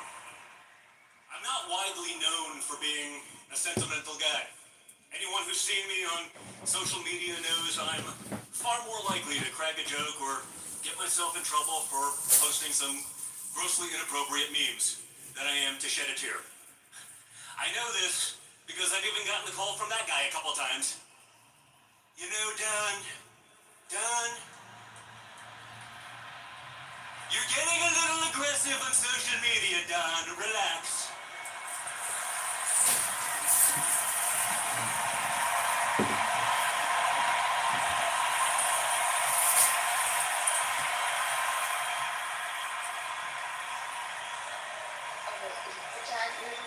But last week, when I received word that Charlie, who was like a little brother to me, had been assassinated, I was truly devastated.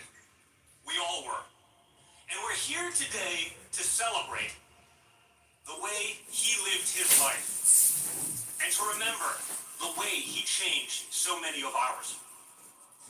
So I want to start where I know Charlie would want me to, with what was most important to him, and that was his relationship with Christ.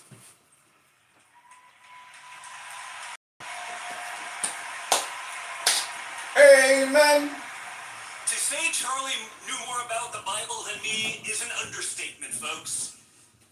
It's like saying Donald Trump knows more about being president than Hillary Clinton or Kamala Harris.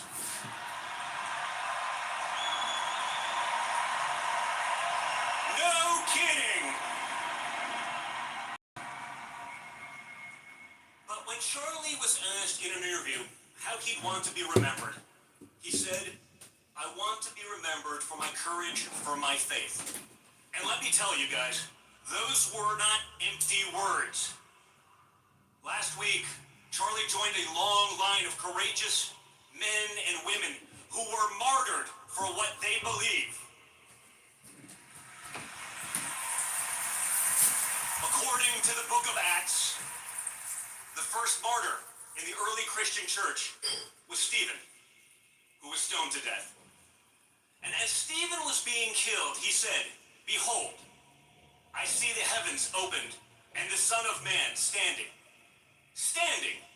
at the right hand of God."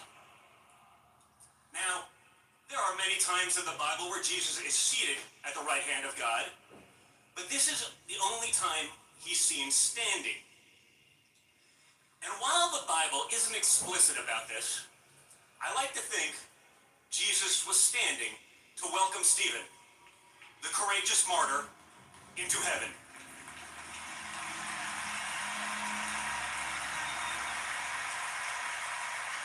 And today that gives me great comfort, because 11 days ago, as a cowardly assassin crawled on his stomach to end Charlie's life on Earth, I'm betting Charlie saw the Son of God standing tall to welcome him home.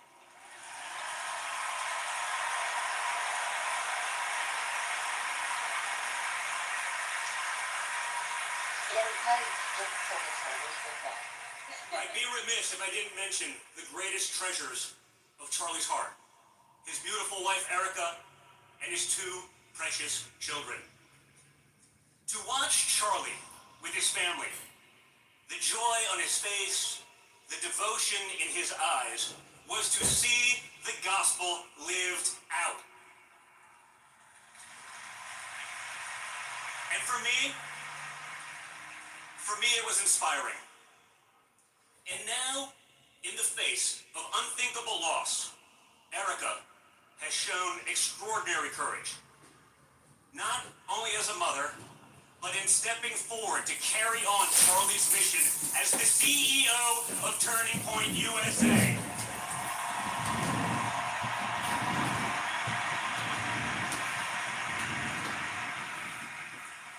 Charlie always brought out the best in all of us.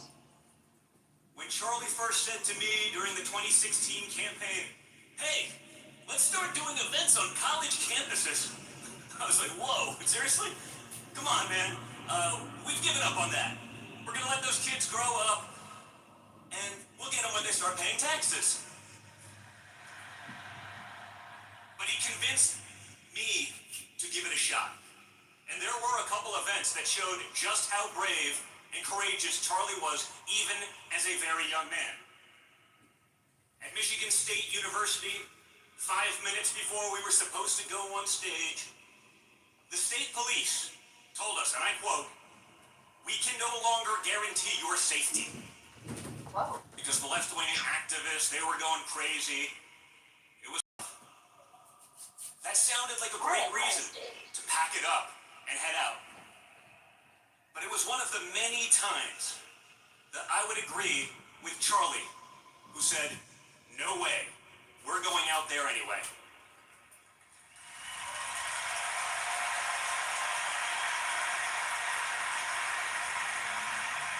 At one of the last events of the 2024 campaign at Arizona State, some lunatic called it a threat to try to keep us from going on the stage.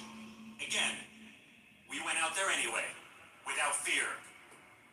Charlie led the way. His message was clear then, and his message is clear now. We won't back down. We won't be intimidated.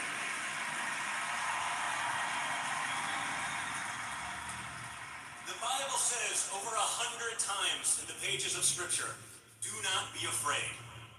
And 100,000 people here today are a signal to the world. Our message of faith, family, and country will not be silenced.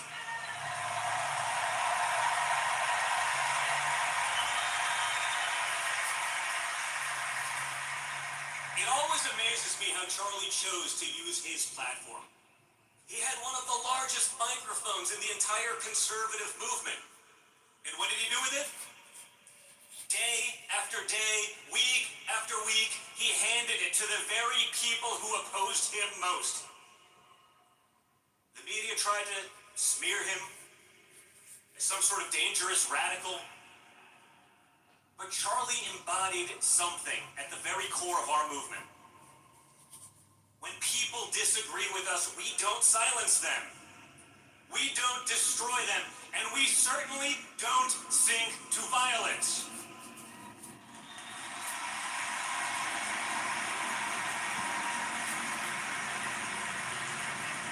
We don't burn down their businesses.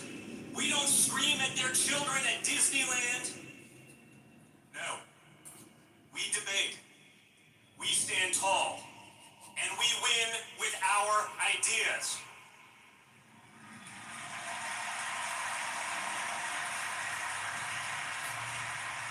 The true extremists are those who would justify and celebrate taking an innocent life over nothing more than disagreement. Yeah, speaking to your chat warriors. That is the real radicalism, and we reject it completely.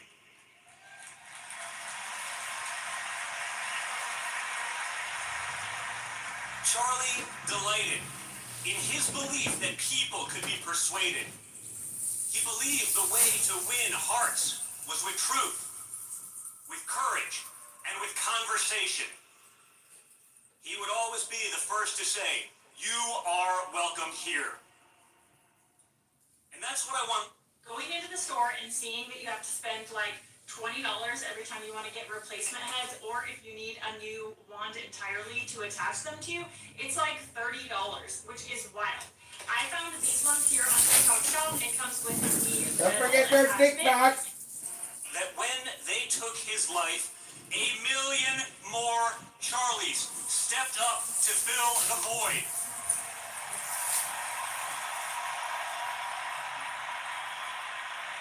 We are all Charlie.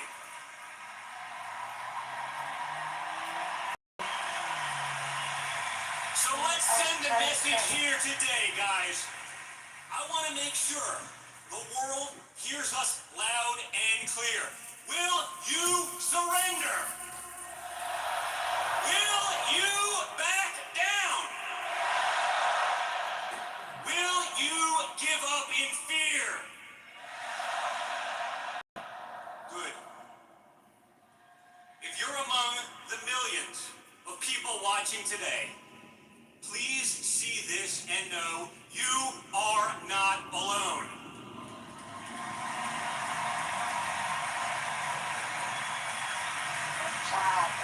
Charlie's message, like Christ's, was an invitation.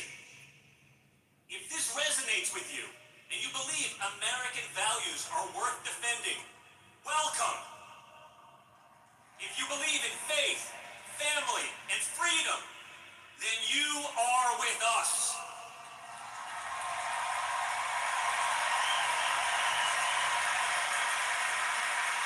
No matter your past, no matter how you've voted, no matter where you come from, this movement is your home.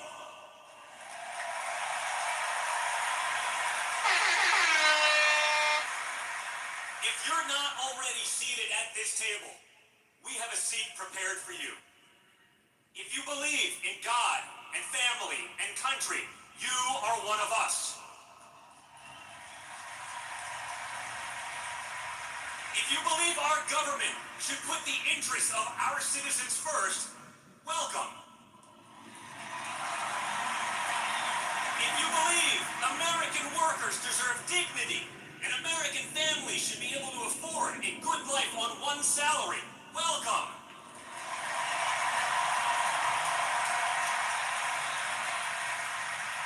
If you reject the propaganda of the fake news media, welcome.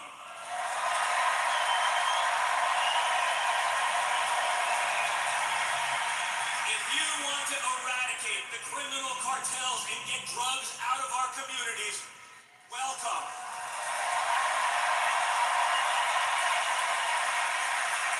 If you believe our best days are ahead and are willing to stand up to make America great again for your children and for generations to come, welcome.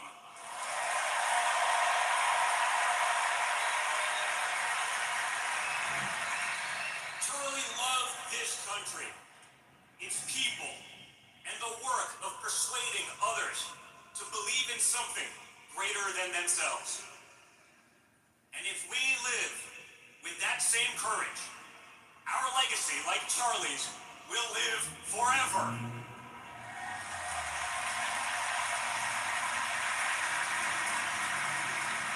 Charlie, my brother, we love you, we miss you, and we will not let you down.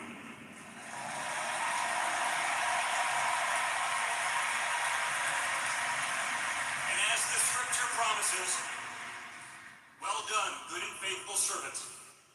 Enter into the joy of your Lord. God bless. Thank you so much.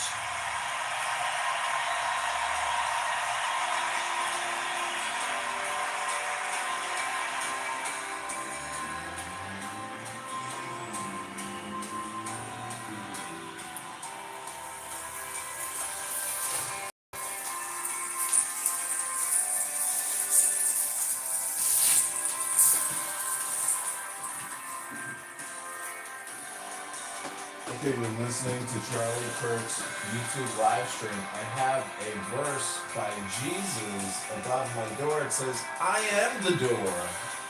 By me, if any man enter in, he will be saved. I think it's John 29. Okay, I take you back to Charlie Kirk's YouTube memorial. The live stream is explosive. It's one sentence every millisecond. There's non-stop parts. And they're filming Trump right now with his big, huge, red tie.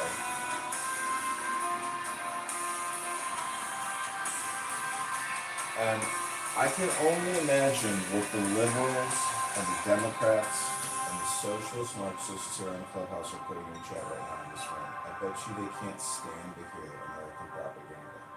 Probably drives them crazy. But that they're here to listen to the show.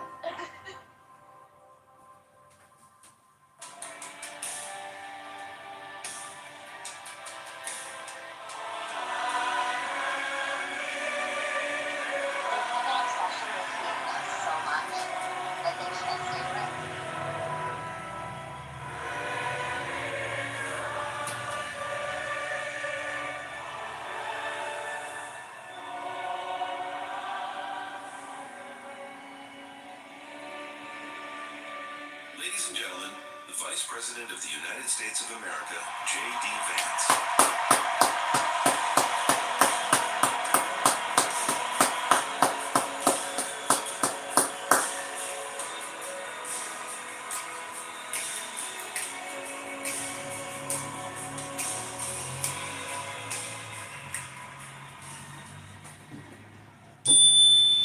Thank you.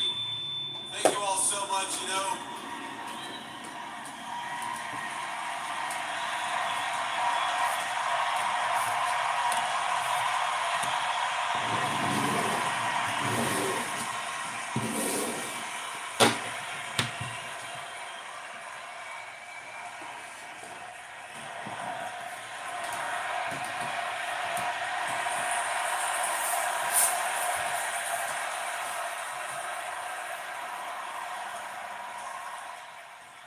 I can't help but think that they tried to silence my friend Charlie Kirk. They tried to silence our dear friend Charlie Kirk. And tonight, we speak with Charlie and for Charlie louder than ever.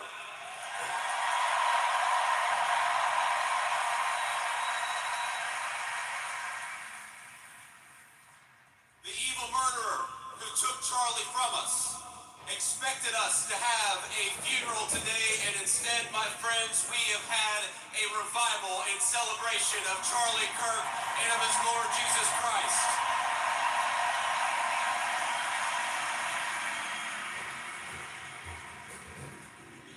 We gather here in this stadium in the hot Arizona sun, shielded in a great shining city our fathers raised out of the desert. And from this desert, Charlie Kirk built a movement. He transformed the face of conservatism in our own time, and in doing so, he changed the course of American history. To rising generations across the country, Charlie exemplified kindness, courage, and a commitment to open debate. And he was a great debater, and we loved him for it. But Charlie loved debate not because he excelled at it, but because it was the vehicle for bringing the light of truth to dark places. And Charlie Kirk brought many truths in his life.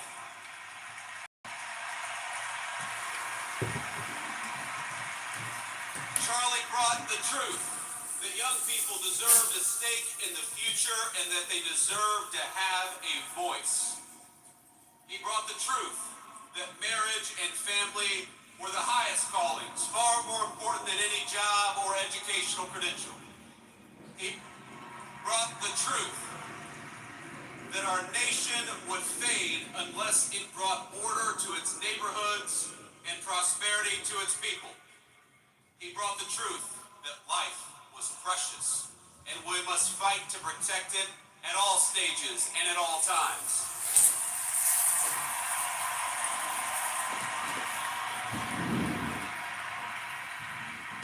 But most of all, Charlie brought the truth that Jesus Christ was the King of Kings and that all truth flowed from this first and most important one.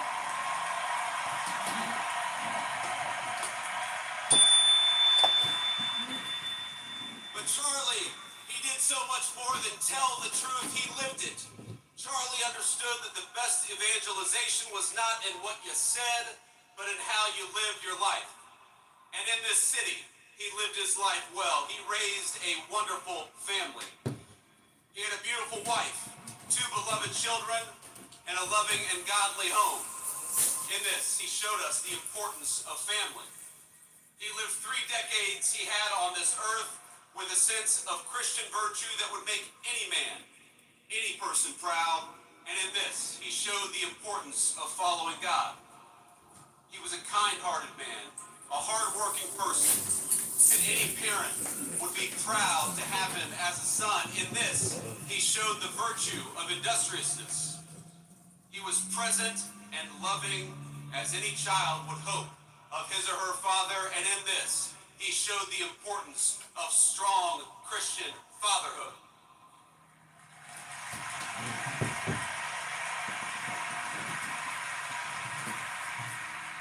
He was fearless and he was bold as any follower would hope would be true of a leader. And in this, he showed all of us how to carry on after his death. You know, Charlie Kirk, he loved history. He devoured the ideas that formed the foundation of our civilization. He stood for a tradition that Socrates established 2,500 years ago to question, to search, and to teach. He was Athens and Jerusalem, the city of reason and the city of God in one person. But if he loved those places, they were not his home. America was his home, and he was willing to die for it.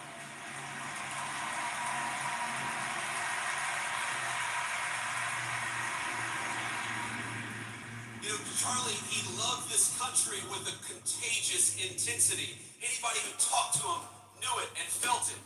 He knew that America was a beautiful place and we had these incredible ideas, but he also knew that our country was a covenant between the generations past, present, and future. He believed this country's best days were not behind us, but ahead of us. But he knew those better days would have to be earned. They would have to be worked for. We would have to sacrifice and work and tell the truth. He knew that America wouldn't be saved just by pulling together seminars or talking about the right kind of books in front of the right kind of people. The movement which he created demanded more. It demanded courage. It demanded hard work. It demanded building, and it demanded leaders. And my friends, in Charlie Kirk, we found a great American leader.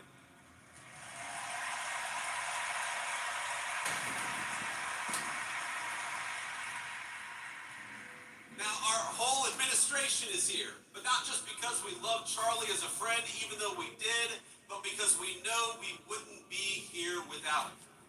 Charlie built an organization that reshaped the balance of our politics. Turning Point brought millions of young people into conversation with one another, brought millions of people into advocacy. He asked of us, not just that we talk about saving our country, but that we actually go and do it, and we do it together.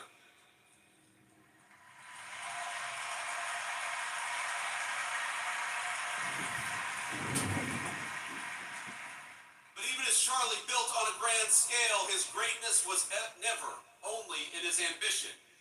It was measured in the everyday moments as well, in the way that he treated ordinary people each and every single day.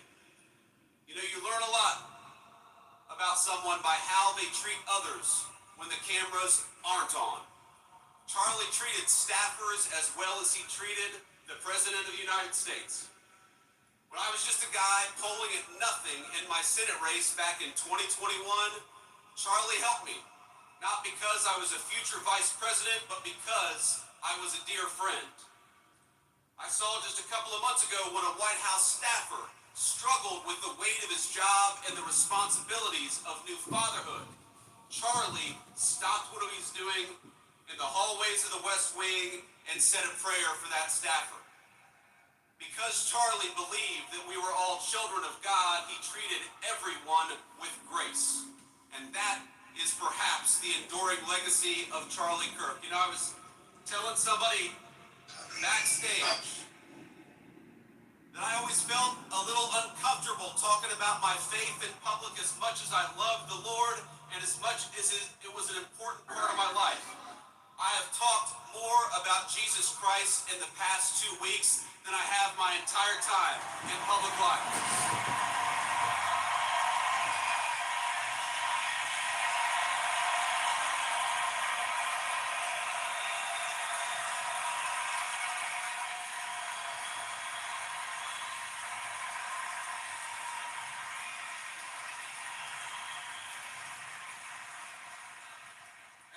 is an undeniable legacy of the great Charlie Kirk. You know, he loved God. And because he loved God, he wanted to understand God's creation and the men and women made in his image. Now, much has been said over the last week about Charlie's ability to approach any topic, any person in good faith, an achievement that was only possible because Charlie knew that we were all children of God. He knew deep down the truth of Scripture. And from that confidence, everything else flowed. That unshakable belief in the gospel led him to see differences in opinion, not as battlefields to conquer, but as way stations in the pursuit of truth. He knew it was right to love others, your neighbor, your interlocutor, your enemy. But he also understood his duty to say what is right and what is wrong, to distinguish what is false from what is true.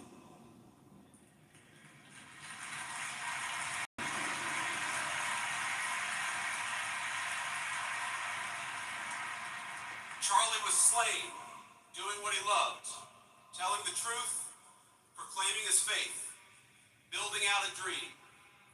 And now he's gone, and our hearts feel so empty because he's been taken from us. He's been taken from his parents and from his sister. He's been taken from our darling Erica and their beautiful children. And Erica, I know I speak for this entire auditorium when I say that we love you and we will never stop standing by your side, just as Charlie did.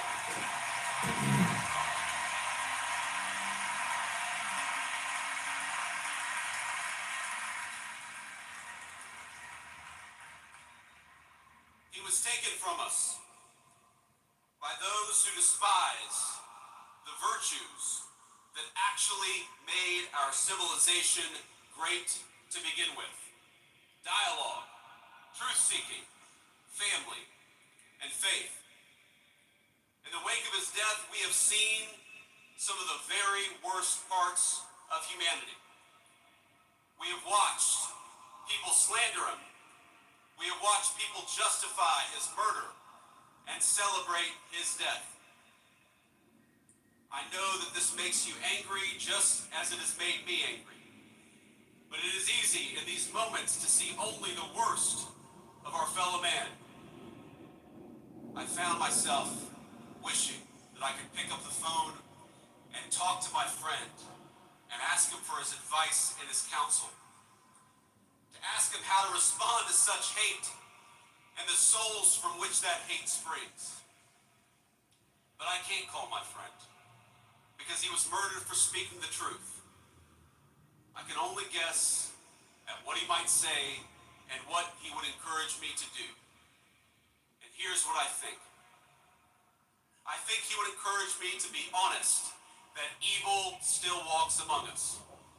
Not to ignore it for the sake of a fake kumbaya moment, but to address it head on and honestly as the sickness that it is.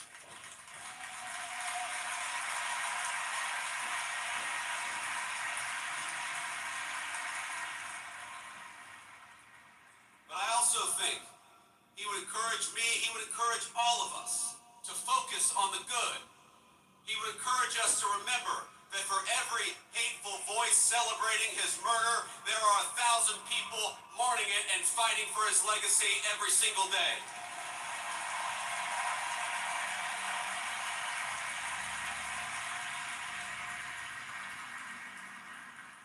He would tell me to pray. I'm certain of it. He would tell me to pray for my friends, but also for my enemies.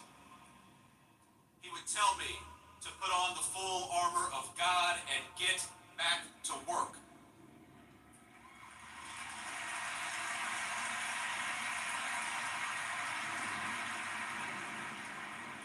He would tell us to commit ourselves to telling the truth and to fight for that truth each and every single day. He would tell us about God's love and the fact that that love applied everybody across the whole human family. Charlie suffered a A terrible fate, my friends. We all know it. We all saw it. But think, it is not the worst fate. It is better to face a gunman than to live your life afraid to speak the truth.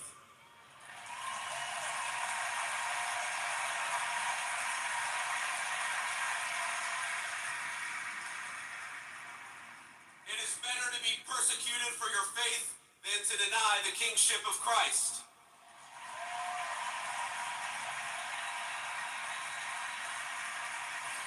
Amen. It is better to die a young man in this world than to sell your soul for an easy life with no purpose, no risk, no love, and no truth. Amen.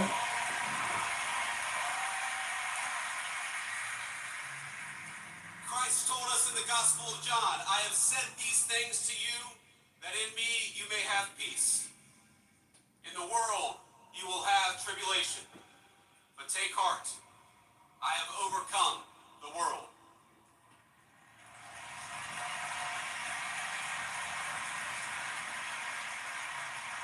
Charlie took heart, and now we must do the same. I've seen so many of you say, so many on social media, talk about for Charlie. We must do this for Charlie. For Charlie, we will speak the truth every single day.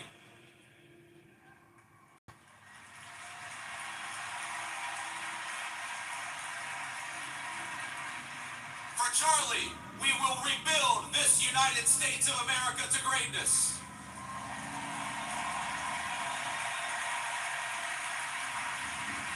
For Charlie, we will never shrink, never cower, and we will never falter, even when staring down the barrel of a gun.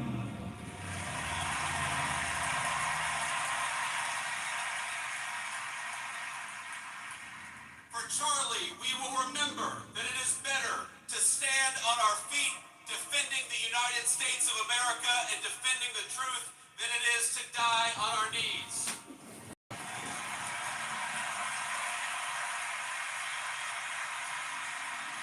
My friends, for Charlie, we must remember that he is a hero to the United States of America and he is a martyr for the Christian faith. May our Heavenly Father give us the courage to live as Charlie lived. That is what we must do for Charlie. You ran a good race, my friend. I love you. We've got it from here. Thank you.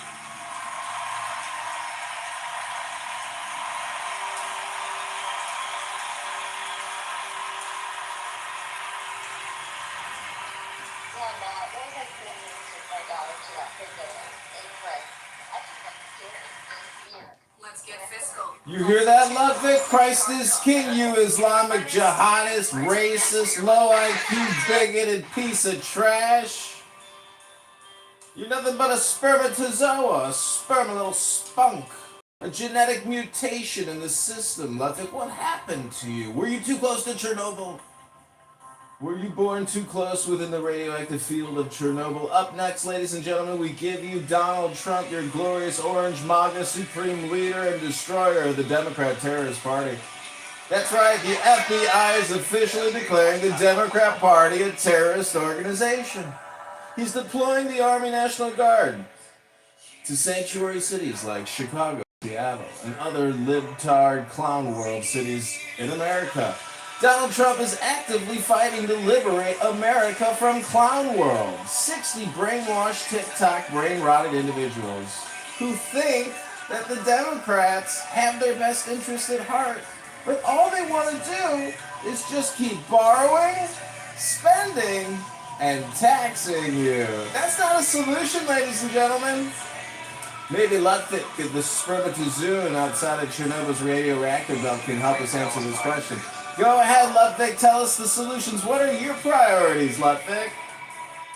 Getting a little iodine in your system, maybe, to stay alive from the radioactive waste you were exposed to, clearly? I'm just saying you resemble sperm. You look like spunk. You look spunky. Your jokes are decomposing like beyond tough. Like tell me, Kirk is more decomposing than real jokes. Like Joey, that's blasphemy. You're a Christian, and don't say that. No, I'm saying, oh my God, just like when you said you can't say speaking gospel and saying you're a Christian. I was just making fun of you, Ludwig, because you look like you came out of a radioactive radiator or something out of Chernobyl. Demons come out already. Don't go into any sunlight, Ludwig, you might disappear. You could literally burst into combustion or go transparent. When you hold your hand up to the light, can you see through it? Or completely? What's inside of you, Ludwig? Ludwig, you're just an angry young, person who can't satisfy himself because you're too stupid. Your IQ is that of, a rodent or something that you might find at the bottom of an ocean. I'm just saying, if you were so intelligent, Ludwig, I've got so many recordings of Ludwig promoting terrorism, sponsoring terrorism, formulating terrorist plans. The Department of Homeland Security and the FBI have already been alerted to you, Ludwig. There's many recordings of you on YouTube. Thank you for all the years of terrorism promotion.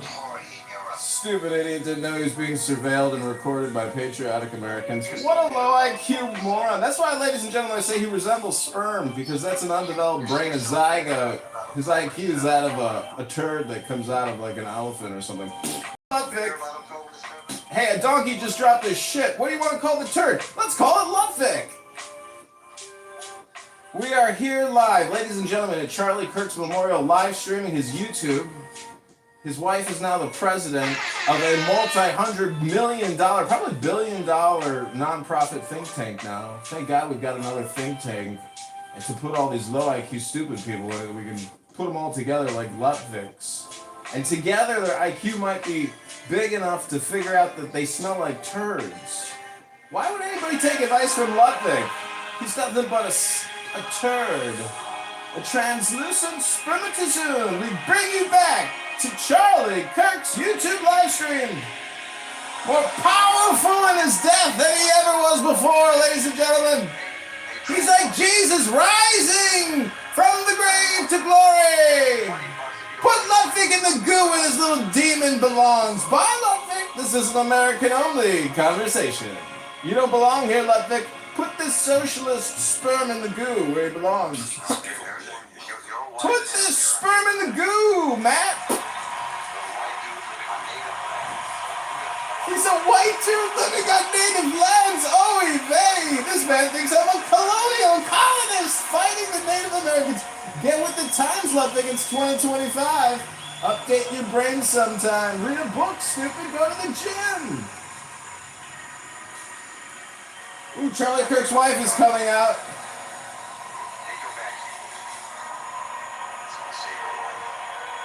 Ludwig, you're already on the terrorist watch list, so don't ever try to fly to America. You'll never get through Border Patrol. You're going to get arrested. I've already notified every single port of entry, so you can never come into America and stay in our beautiful sacred soil with your bullshit, sir.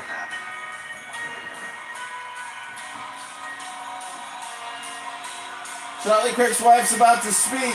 She's got a little sign up that says, Ludwig is a turd, flush and put this piece of shit in the goo. She looks beautiful. Ludwig is so disgusting. It looks like he came out of the radioactive radiator inside of Chernobyl, turned into a pile of swine goo. Ludwig. You don't like my jokes, Ludwig? Go to a different theater. You paid $10 to hear this. You didn't know you were coming to your roast at Charlie Kirk's funeral? Welcome to America, Ludwig. Are you still trying to process October 7th?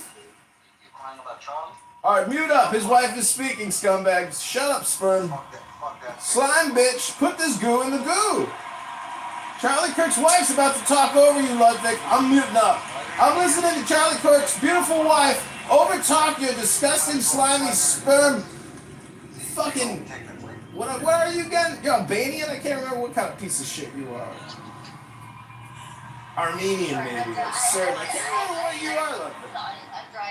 For coming here from all over the world to honor and celebrate my Charlie.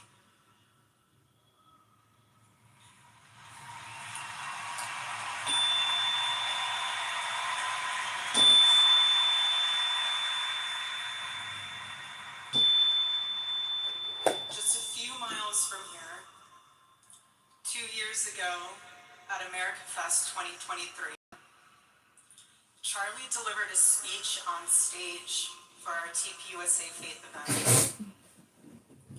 Charlie loves speaking off the cuff. He's very good at that. Without a script. So I personally didn't know what he was going to say. And what he chose to speak about that day was his submission to the will of God. He quoted one of his favorite Bible verses, Isaiah chapter 6, verse 8. Here I am, Lord. Send me. After Charlie finished, I met him backstage, and I spoke to him, and I'll never forget this. I said, Charlie, baby, please talk to me next time before you say that statement. Because when you say something like that, there is so much power in that verse. When you say, here I am, Lord, use me, God will take you up on that. And he did with Charlie.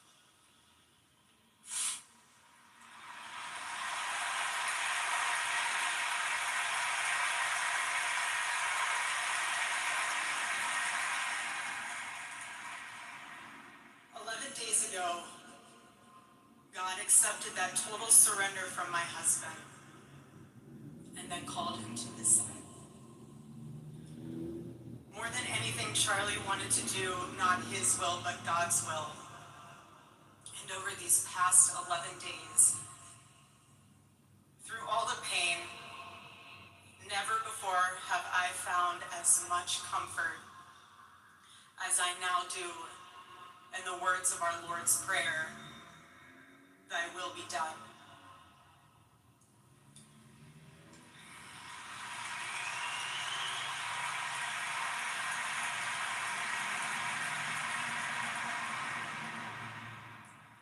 God's love was revealed to me on the very day my husband was murdered. On the afternoon of September 10th, I arrived at a Utah hospital to do the unthinkable, to look directly at my husband's murdered body. I saw the wound that ended his life. I felt everything you would expect to feel. I felt shock. I felt horror.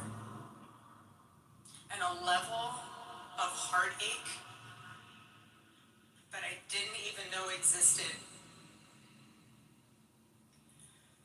But there was something else too. Even in death, I could see the man that I love. I saw the one single gray hair on the side of his head, which I never told him about. Now he knows. Sorry, baby, I'm telling you now, but never told him. Didn't want to. I also saw this. I also saw on his lips the faintest smile. And that told me something important. It revealed to me a great mercy from God in this tragedy. When I saw that, it told me Charlie didn't suffer. Even the doctor told me it was something so instant that even if Charlie had been shot in the operating room itself, nothing could have been done. There was no pain, there was no fear, no agony. One moment Charlie was doing what he loved, arguing and debating on campus, fighting for the gospel and truth. In front of a big crowd, and then he blinked. He blinked and saw his Savior in paradise.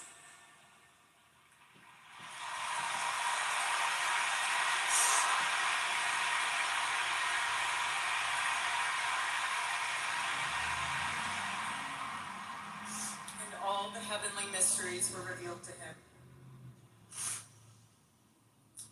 God's love continued to be revealed to me in the days that followed. The next day on the tarmac in Air Force Two, I confronted Usha Vance, precious woman. I held her hand and I told her, honestly, I do not know how I'm going to get through this. She told me something. She said, you know when you're on an airplane with your kids, and it's the last 15 minutes of the flight, and things are crazy. Kids are not cooperating, toys are flying everywhere, and everyone's screaming. And you think to yourself, I cannot wait for this flight to land. And it's 15 minutes before you land. And she told me, you will get through these 15 minutes and the next 15 minutes after that. Usha, I don't think you realized it then, but those words were exactly what I needed to hear. But most of all, God's mercy and God's love have been revealed to me these past 10 days. After Charlie's assassination, we didn't see violence. We didn't see rioting.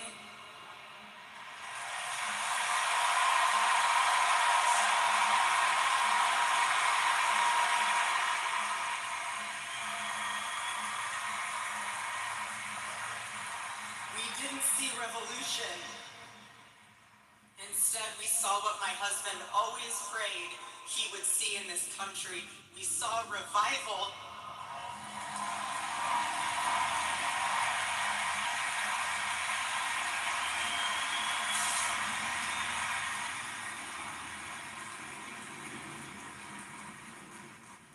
This past week, we saw people open a Bible for the first time in a decade. We saw people pray for the first time since they were children. We saw people go to a church service for the first time in their entire lives.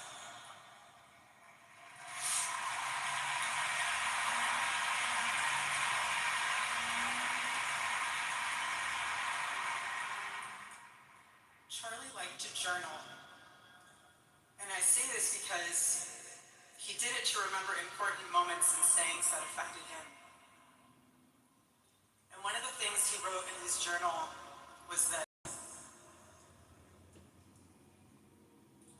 every time you make a decision, it puts a mark on your soul. To those of you out there who just made that decision and took the first step toward a spiritual life, I say thank you and welcome.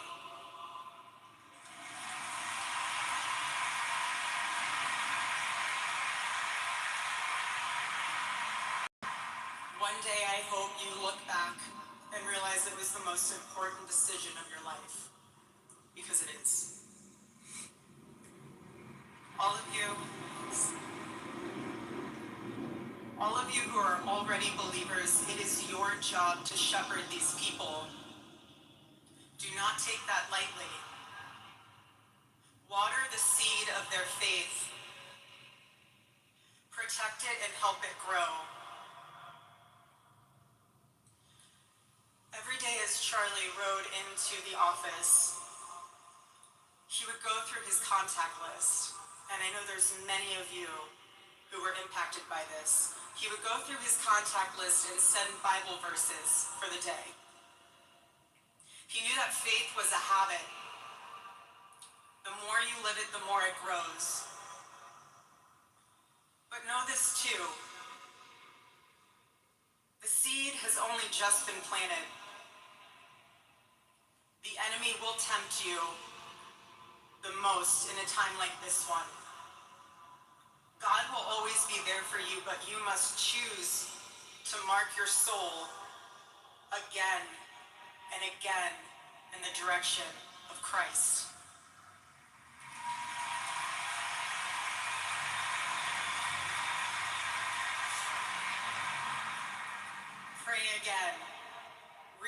Bible again. Go to church next Sunday, and the Sunday after that, and break free from the temptations and shackles of this world.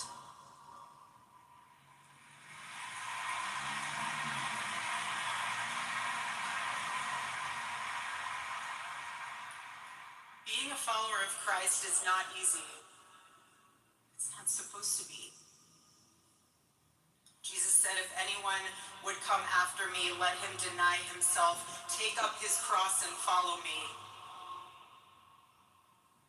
He said he would be persecuted. He said we would be persecuted. And Charlie knew that and happily carried his cross all the way to the end.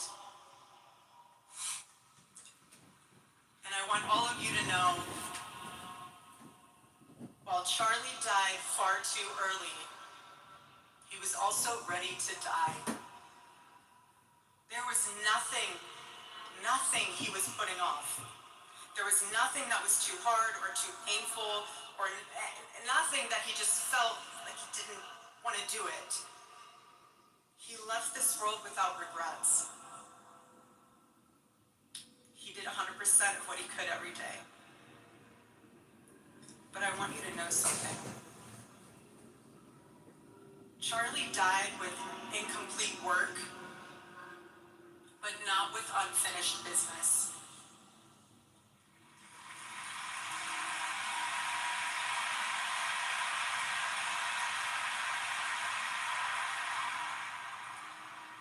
I will miss him.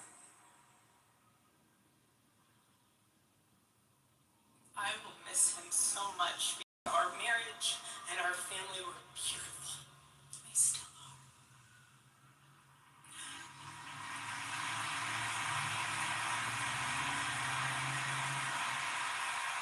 The greatest cause in Charlie's life was trying to revive the American family. When he spoke to young people, he was always eager to tell them about God's vision for marriage and how, if they could just dare to live it out, it would enrich every part of their life in the same way that it enriched ours. And someone once asked me how Charlie and I, how we kept our marriage so strong when he was busy traveling. And our little secret, it was love notes. Every Saturday, Charlie wrote one for me, and he never missed a Saturday. And in every single one of them, he'd tell me what his highlight was for the week, how grateful he was for me and our babies. And always at the end, he would always end it with asking the most beautiful question. He'd always end it by asking, please let me know how I can better serve you as a husband. Charlie perfectly understood God's role for a Christian husband. A man who leads so that they can serve.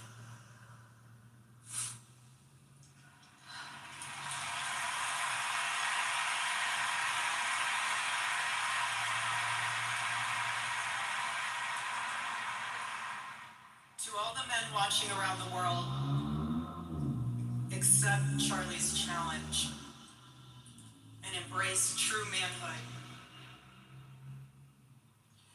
Be strong and courageous for your families.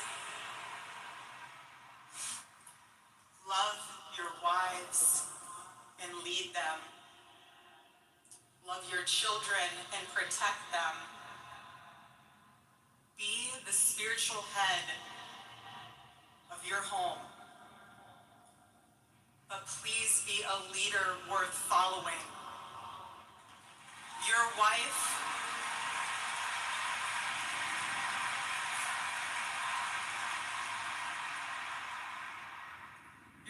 is not your servant. Your wife is not your employee. Your wife is not your slave. She is your helper. You are not rivals. You are one flesh working together for the glory of God.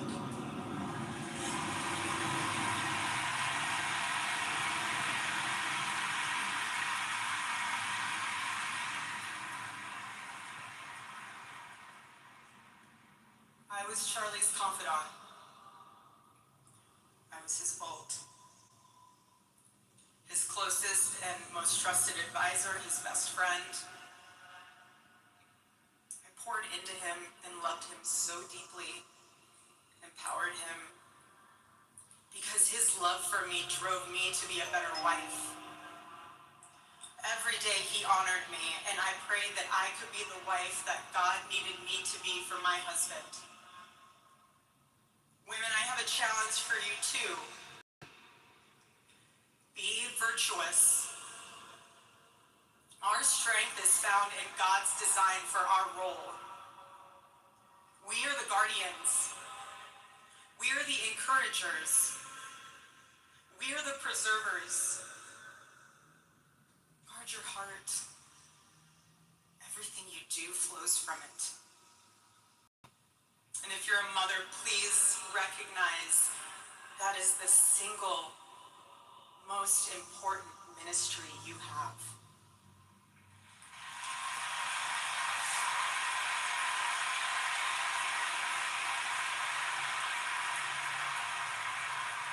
In our home, because Charlie traveled a lot, we tried to travel with him where we could. But I made sure that when Charlie returned from work, it was his sacred landing place, away from the worries of the world.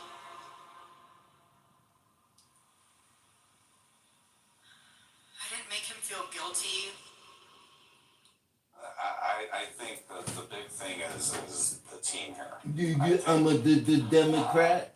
Guilt, home too late. I always told him home is here for you, and it'll be ready for you. And I made it into this place where he wanted to be as soon as possible when he was on the road. There was no keeping score between us. We were a team, working together for the same mission. I never wanted to be the one standing between Charlie and the task that God prepared for him, had set for him. And I knew Charlie would always do his best to help me with the same. My marriage with Charlie was the best thing that ever happened to me. And I know it was the best thing that ever happened to him as well. He wanted everyone to experience that joy. And that's what's so beautiful about God's design for marriage, is that everyone can. And I could talk endlessly about it, and years to come I will. But Charlie's mission above all was aimed directly at those who aren't married. He named his organization well. He knew things were not right with America, and especially with young people. And they needed a new direction. Charlie passionately wanted to reach and save the lost boys of the West. The young men who feel like they have no direction, no purpose, no faith, and no reason to live. The men wasting their lives on distractions, and the men consumed with resentment, anger, and hate. Charlie wanted to help them. He wanted them to have a home with Turning Point USA. And when he went onto campus, he was looking to show them a better path and a better life that was right there for the taking. He wanted to show them that.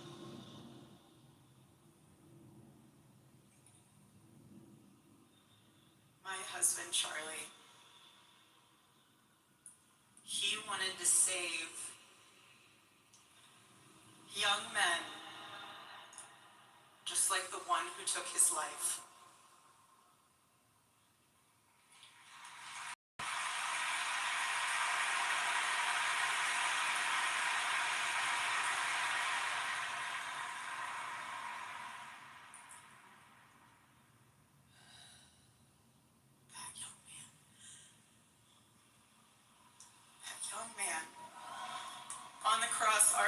said,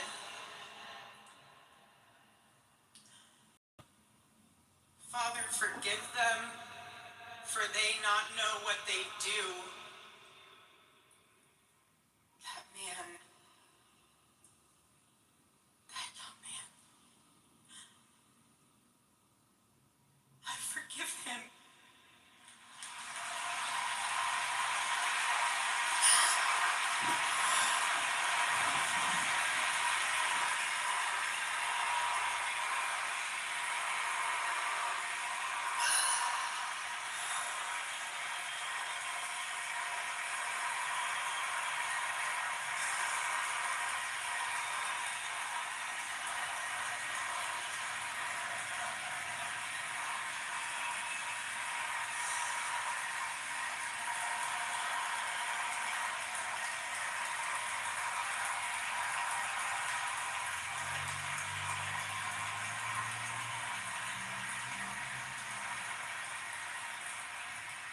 I forgive him because it was what Christ did and is what Charlie would do. The answer to hate is not hate. The answer we know from the gospel is love, and always love. Love for our enemies and love for those who persecute us. The world needs Turning Point USA. It needs a group that will point young people away from the path of misery and sin. It needs something that will lead people away from hell in this world and in the next. It needs young people pointed in the direction of truth and beauty. And so I promise you today, every part of our work will become greater. I am tremendously honored to be the new CEO of Turning Point USA.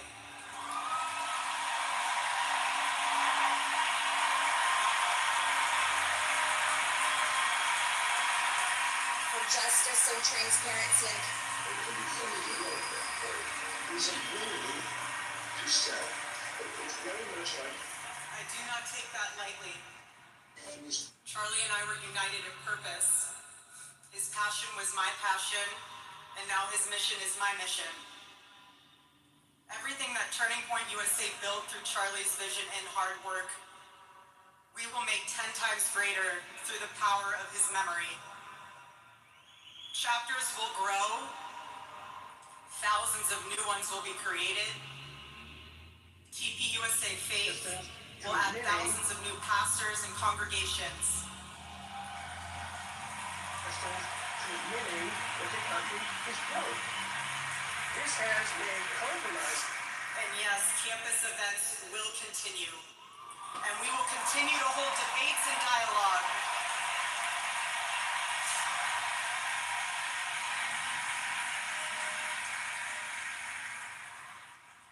The First Amendment of our Constitution is the most human amendment. We are naturally talking beings, naturally living beings. And the First Amendment protects our right to do both. No assassin will ever stop us from standing up to defend those rights, ever.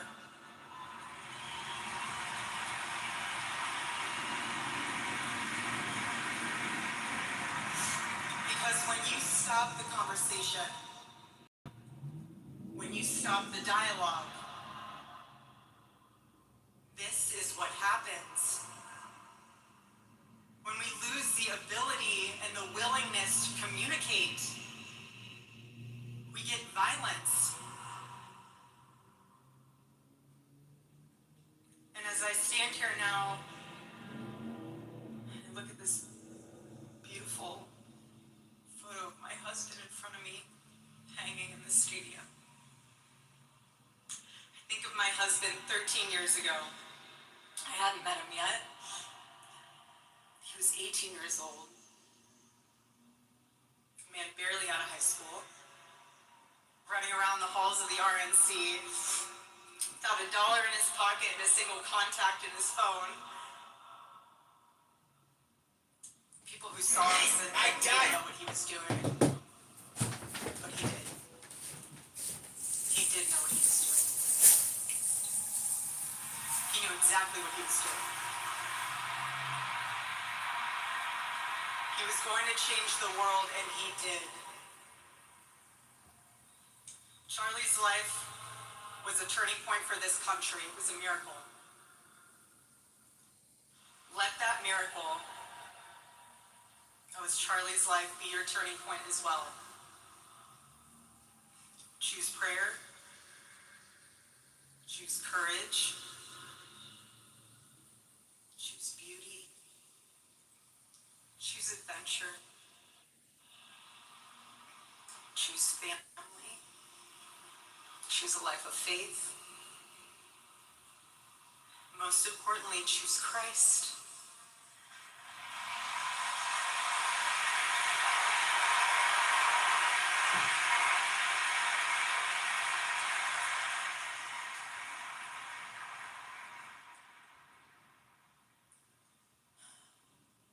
I love you, Charlie, baby. And I will make you proud. God bless you all. God bless America.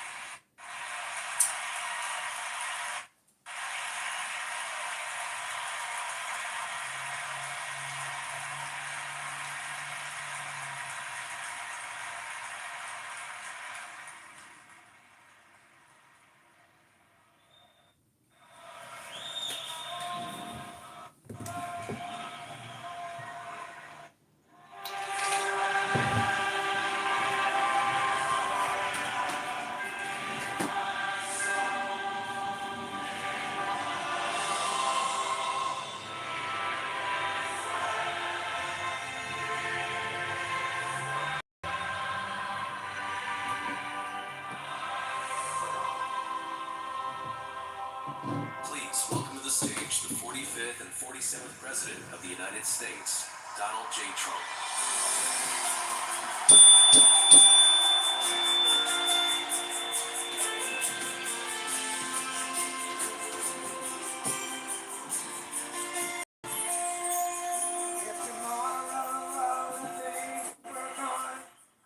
Okay, I'm going to turn that down because I don't want to get a copyright strike. Thank you all for being here. We're about to listen to Donald Trump. He's walking out onto the stage right now. The firework blasts are blasting. He's standing there at attention looking at a massive stadium. And Charlie Kirk's wife just gave a God Bless America and God Bless Everybody Here speech. There's a tremendous amount of fireworks going off as Trump is walking across this red carpet about to give a speech to America. It'll be a very interesting speech. I'm sure many people here will be interested to hear what he has to say and what type of presidential executive orders he'll be issuing as a result of this attack on freedom of speech and a political assassination here in the United States of America. Charlie Kirk's information is now being mass distributed into the heads of all younger people across the world, and especially in America. See, not many people realize is that Charlie Kirk's reach is global, and that's what the left liberals hate the most, is that his messaging is not just in the United States now, it is global. And TPUSA and all the videos he's filmed embarrassing liberal, socialist, communist, Marxist, Democrats, femboys, they can't stand it. So Donald Trump is about to speak. I'm not playing it right now because there's a copyrighted song being played. Trump is standing there listening to the singer. The singer is gloriously singing, but you can't hear it. but take this moment in this Charlie Kirk live stream room brought to you by Matt and Ann to take the deepest breath of your day, ladies and gentlemen.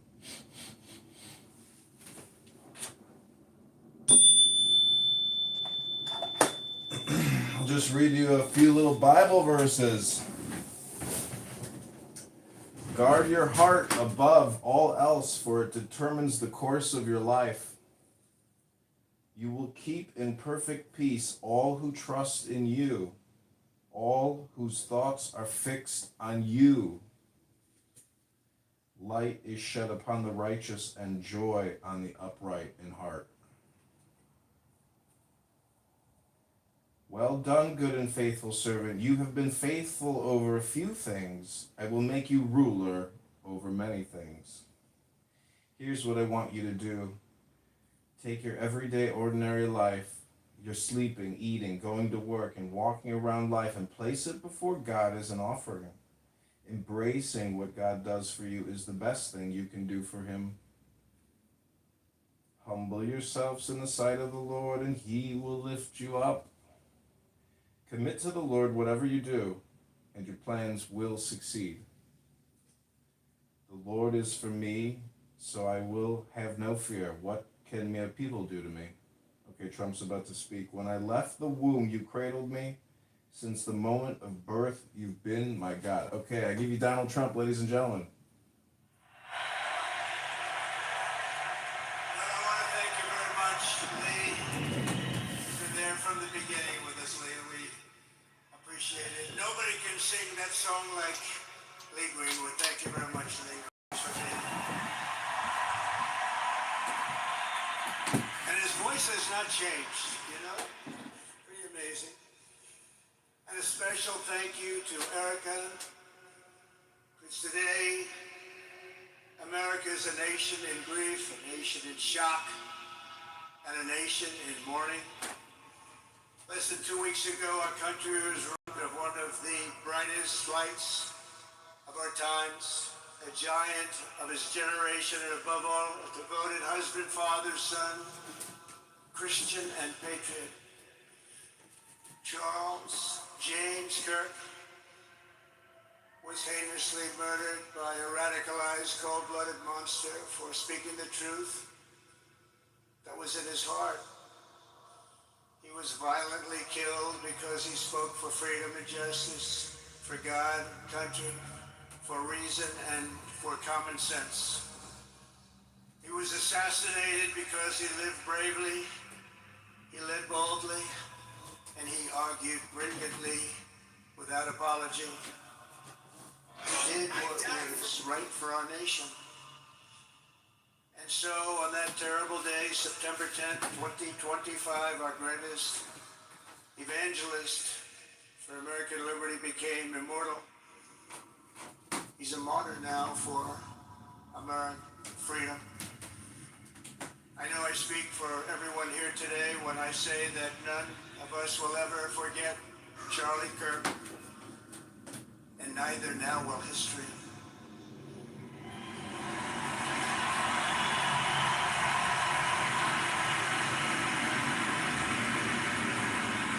As well, Charlie has been reunited with his Creator in heaven. His voice on earth will echo through the generations, and his name will live forever in the eternal chronicle of America's greatest patriots. He will live forever. To Charlie's incredible and beautiful widow, Erica, we know the weight of this monumental loss is almost unbearable. But even in the midst of heartache, pain too great to even fathom, you have somehow found a strength, a deep faith, to be a comfort to millions and millions of people. And thank you very much, Erica. Thank you very much.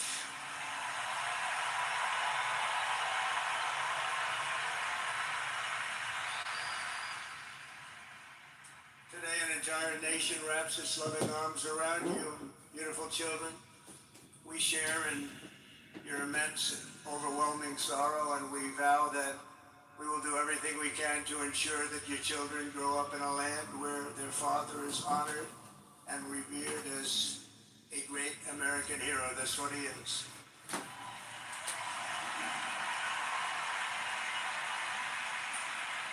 To Charlie's parents who lost their beloved son, and to the entire Kirk family, we know that no words can ever be enough to fill the void he leaves behind. That's a void that just can't be filled. But I hope the extraordinary outpouring of emotion over these past 11 days has comforted you with the knowledge that your son brought more good and love into this world in his 31 short years than most people, even very, very successful people, can bring in a lifetime.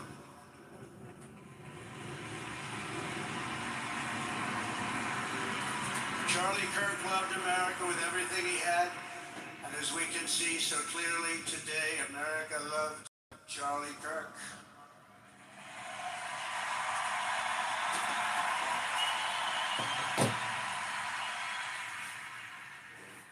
And he could always draw a big crowd. Look at this today. Look at what's gone on. This is a big crowd.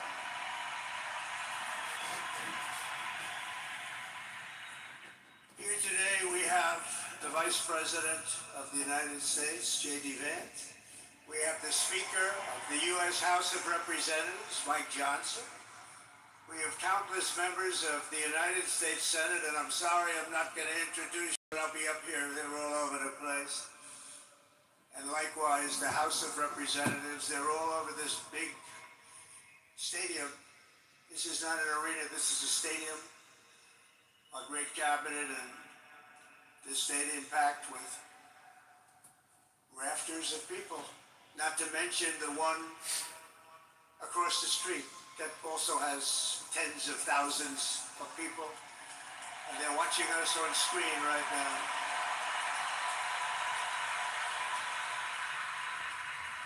And I'm sorry we couldn't get you in. If anybody would like to give up your seat, please walk across the street. But this is like an old-time revival, isn't it? An old-time revival.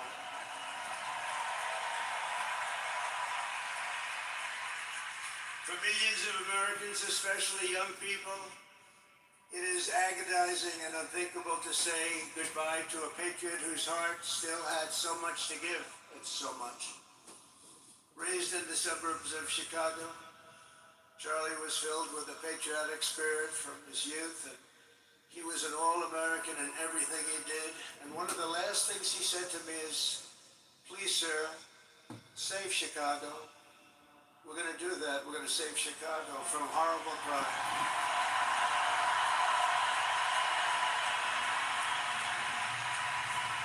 In high school, he was the quarterback of the football team and the captain of the basketball team. He was a good athlete. A lot of people don't know that about Charlie. He was an Eagle Scout who spent his school lunch breaks listening to another champion for liberty. Somebody that he greatly admired, Rush Limbaugh.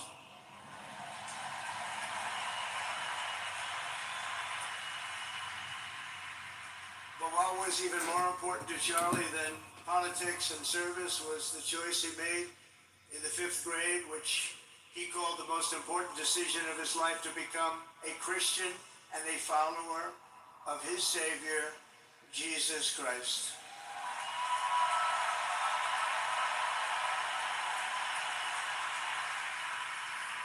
Inspired by faith and his love of freedom, Charlie did something remarkable when he was just 18 years old.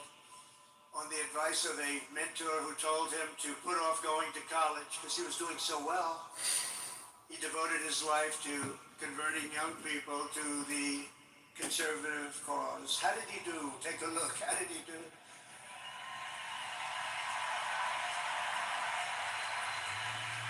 In 2012, 2 days after graduating high school, and with just $1,800 in his pocket, a young man from Illinois, who no one had ever heard of, started an organization whose grand ambitions were captured in its name, Turning Point USA.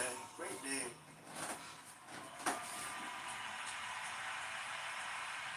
And I have a feeling it's going to be bigger and better than ever before. Does that make sense? It's going to be bigger and better than ever before. Look at what's happening. 12 years ago, Charlie walked onto his first college campus, the very liberal University of Wisconsin at Madison. He set up a card table and put up a sign with 3 words: "Big government sucks." Can you believe that? That's Charlie. That day, Charlie talked to every student who approached him, most of whom were probably quite a bit older than he was. Finally, after many hours, he found the first ever turning point chapter leader. His first year out of high school, Charlie traveled 300 days raising money and taking his message to campuses all over the country. He lived out of his parents' basement, and they actually liked having him there. They loved Charlie. Everybody loved Charlie. And on the couches of friends and support. All right, everybody, grab your soda. Robert Kennedy's removed the chemicals. But first, another ad from HBO. Couches of take a paycheck, but day after day he worked from 5 a.m. in the morning till 11 p.m. in the evening, always. His staff remembers that he wore Walmart jeans and t-shirts from the Goodwill store. Remember the Goodwill store? It wasn't easy, but Charlie wasn't in it for money at all. Never has been. Money was never his thing. He was always in it for the mission. As he liked to say even back then, we have a country to save. This is what he did. He'd call me all the time, "Sir, we have a country to save." I said, "Charlie, thanks very much for telling me that. I appreciate it." Charlie volunteered for my 2016 campaign and traveled the nation with my son Don, Eric. I got to know him very well and saw immediately that Charlie was actually a master builder of people. It was Charlie who first started organizing young black conservatives hungry for support and leadership. It was Charlie who stood up for persecuted Christians and Jews on college campuses. It was Charlie who helped bring online censorship, free speech, and cancel culture to the fore of our political debate. He was right up there with me. It was Charlie who helped unite MAGA, and you know what MAHA is? That's right, Make America Healthy Again. And tomorrow we're going to have one of the biggest announcement, really medically, I think, in the history of our country. We're going to be doing it with Bobby and Oz and all of the professionals. I think you're going to find it to be amazing. I think we found an answer to autism. How about that? Autism tomorrow. We're going to be talking in the Oval Office in the White House about autism, how it happens, so we won't let it happen anymore, and how to get at least somewhat better when you have it, so that parents can help their child, their beautiful child. That's a big one. I've been bugging everybody over there, get the answer to that. You know, 20 years ago, 1 in 10,000 were born with autism. 20 years ago. The most recent survey says 1 in 12. How bad is that? That's for young boys, baby boys. So girls, a little bit better. It's about 1 in 20. We can't, because obviously there was something really wrong, and we think we know what that is. It's going to be, I think it's going to be one of the most important. It's called the vaccines, Mr. President. It's called the vaccines, Mr. President. It's called the 72 injections by 18 months, Mr. President. Charlie, he would have been front row center, believe me.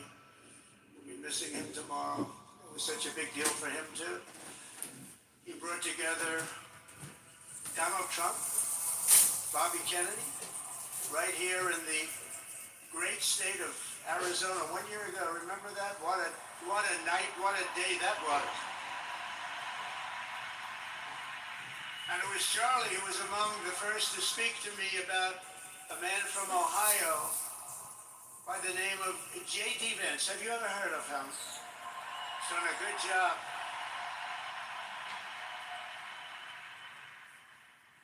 But Charlie would often call me, sometimes the night before a big event, the other side of the country. And he'd ask me, he'd say, do you think you could come and speak at the event? The following day, right? I'd say, Charlie, I'm the President of the United States. You want me to travel 4 hours by plane? And you know, sometimes I did it. He was a very good guy. He was a very convincing guy. He didn't stop, but he would ask for things like that. Sir, could you be tomorrow in California? I said, Charlie, give me a break, please. He just wouldn't stop. And he succeeded. But I almost always went because you never wanted to let Charlie down. He worked so hard, you just didn't want to let him down. I felt guilty. It made me feel very guilty. As president, many people asked me for things, but Charlie was one of the few who always gave more than he took. He was a giver, much more than a taker.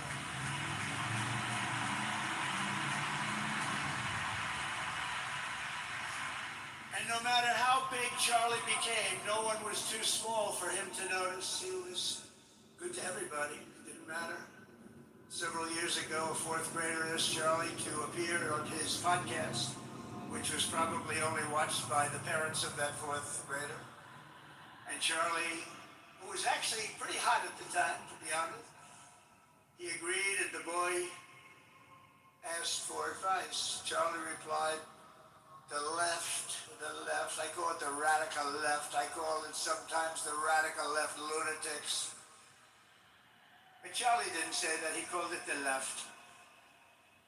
He was probably right, but I can't help it. I can't help it. So he said the left, radical left lunatics, may have all the money in the world, but they could never outwork me. I will wake up as early as I need to, about himself. I will stay up as late as I need to, and I will never stop fighting for our country. And he did this until his dying. That's what he was doing. That's what he was doing. Think of it. Wow.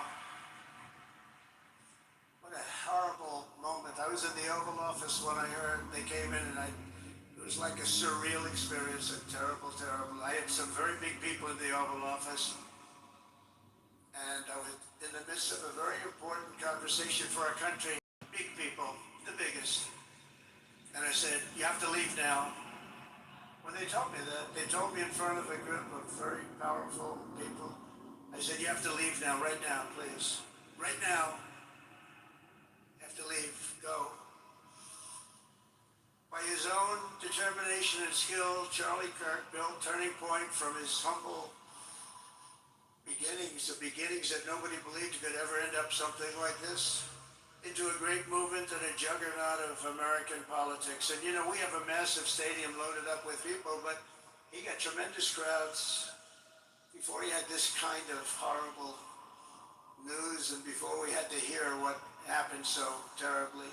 He delivered more than 250 speeches a year at over 200 colleges and universities, and that was at a time when it was not really vogue to go to colleges and universities if you were a conservative. It really took great courage.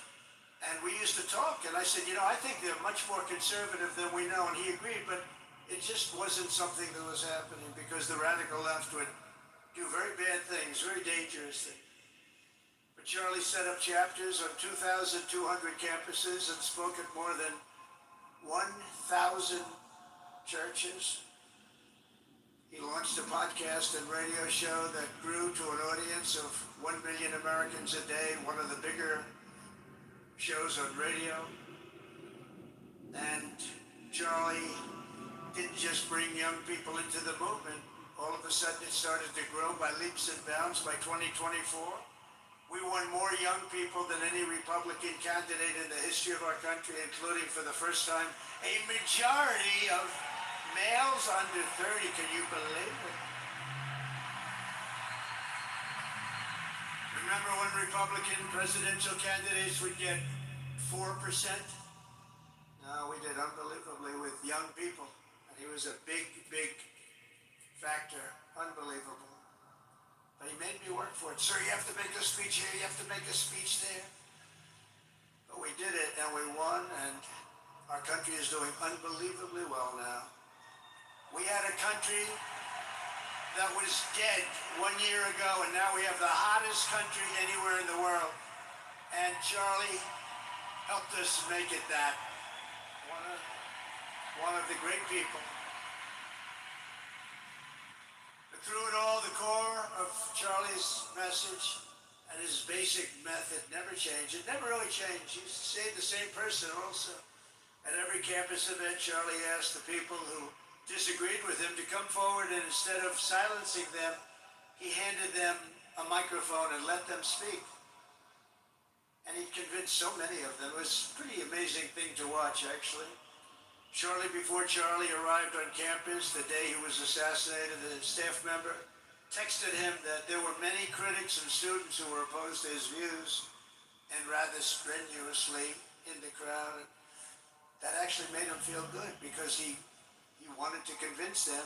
He understood. He really did. He understood what was right, and he was right about that. A lot of it was based on common sense, by the way.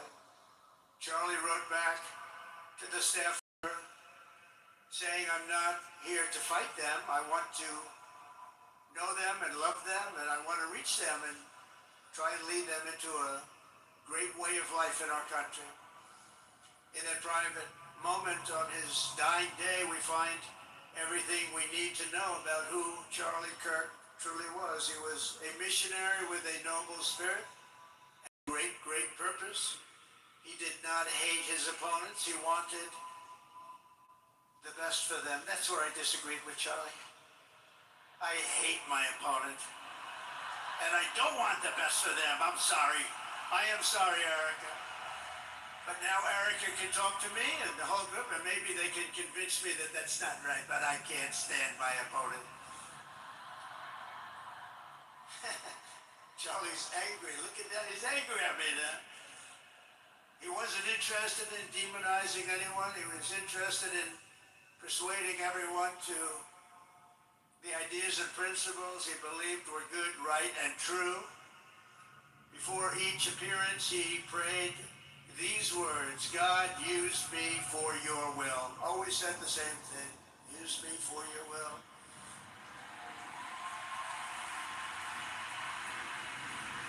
And that is exactly what God did.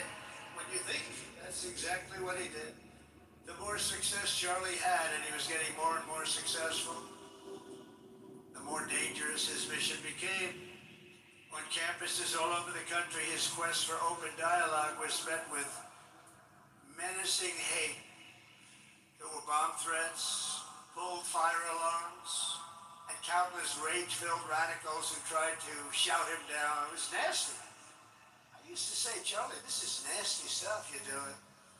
At one event, police had to build barricades to protect students from an angry mob of thugs. Many of these people, by the way, are paid a lot of money to do this. They're agitators. They're paid agitators. Remember that?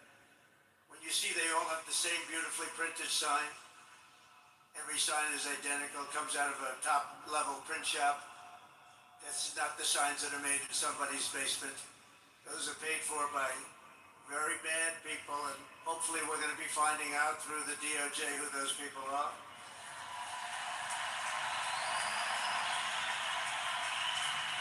At another college, Antifa terrorists shattered windows, threw rocks, and tried to storm the building where Charlie was speaking. It was a really bad one. Often dozens of police officers were needed to prevent left-wing violence. And the violence comes largely from the left. You don't hear that from too many people, do you? And virtually every day for years, before he was murdered, Charlie received these horrible death threats. People don't know. I used to talk to him about it. He said, I got some threats. He always felt that when they actually made the threat, they were not the ones to worry about. The ones to worry about were the ones that don't make the threats. I think you know what I mean. He knew the risk, but he and I shared a certain motto, never back down and never ever surrender. Just don't surrender, never back down. He believed in it so strongly. So strong. And he's right. He's totally right. The radicals and their allies in the media, sometimes referred to, as my son said, the fake news media, tried to silence Charlie for a simple reason, because he was winning, and he was winning big. He was taking over college campuses. Colleges that have, in theory, only very liberal, or as they like to say, progressive. I call them liberal, but they like to call themselves, it's such a beautiful word, progressive. They're the opposite of progressive, if you think about it. But they were really nasty, and he would go into these colleges. All of a sudden, within 2 years, 3 years, they turned into bastions of conservatism. It was really quite amazing to see. They lied about him because they did not want you to listen to him or to learn from him, because what he was talking about and even preaching made so much sense. Everywhere he went, he won the debates, he won the hearts, he won the minds, and yes, he won the elections for people. He helped us, he helped other people. We won the biggest election in the history of our country, I believe.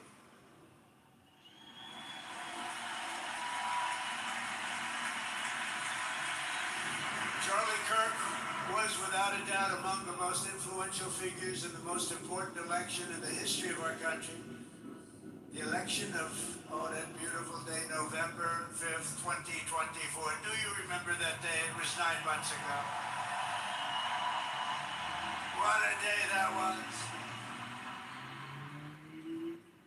I mean, we had a pretty good day in the first one. And I must tell you, on the second one, we had a phenomenal day. But a lot of bad things happened, and now that's not even questioned. They cheated like dogs, but we got them back, didn't we, huh? Got them back. But we owe Charlie a profound and eternal debt of gratitude now, just like Charlie and Erica made Turning Point hot. We are looking at a country that has the chance to attain a level like never before. Tariffs are making us rich again, richer than anybody ever thought was possible. And the only one challenging them are people that hate our country or foreign countries that are paying a price, because they did the same thing to us for years. They took advantage of us, but we're making money, we're becoming richer and richer. And we're taking care of our people better and better when we do that. And we can take care of other countries better and better. But we're doing unbelievably well. The tariffs have really been a hold. The election was big, but the tariffs, because of the election, came in. And remember, other nations do that to us. And Charlie understood that. He saw the money. He saw what was coming into our country, and we can use that for Medicare, Medicaid, Social Security, all of these things that we fight so hard for. That's exactly what's happening.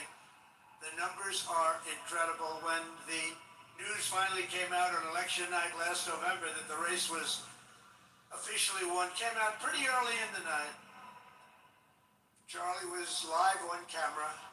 In that moment, he was overcome with emotion. I've never seen him like this. He was so happy. For a long while, he said nothing. His eyes were filled with tears, and then he buried his face in his hands and he started crying. That wasn't the Charlie I knew, but in thinking about it, it actually was the Charlie I knew, because he had a tremendous heart. He just wanted what was good for our country, and he saw us going in such a horrible direction. Lovingly, Eric, and this was so beautiful, Erica put a MAGA hat on to cover his bowed head. I like that very much. MAGA, we love. Does everybody love MAGA? Make America great again.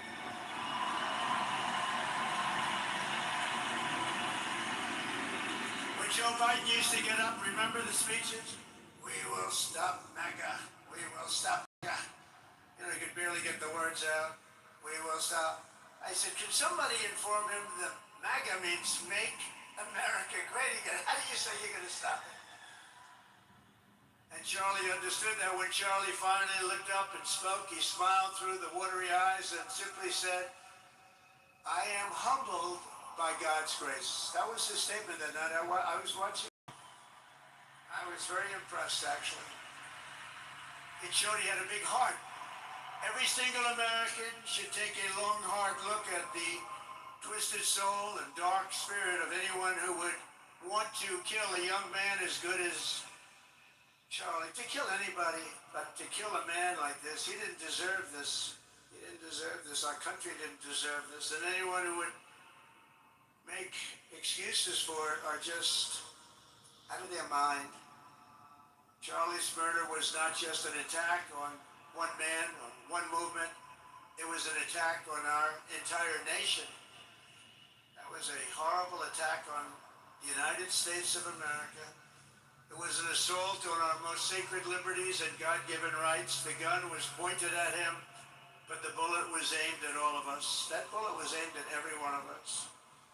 Indeed, Charlie was killed for expressing the very ideas that virtually everyone in this arena and most other places throughout our country deeply believed in.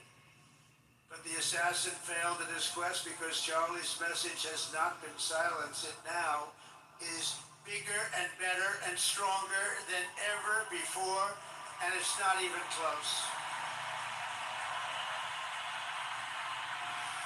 And it's rare that such a thing happens, but Charlie is bigger today than he was. Think about it. Just 2 weeks ago, he's bigger today than he was 2 weeks ago. Now, that may not help his friends and loved ones, of which there are so many. It may not help Erica and those beautiful children who have to suffer so horribly through this moment, but they know it's true. He's bigger now than ever before, and he's eternal. He's eternal. And I just want to say we love him. And he's looking down at us right now, and he's saying, wow, that's a great crowd. He said, that's a great crowd.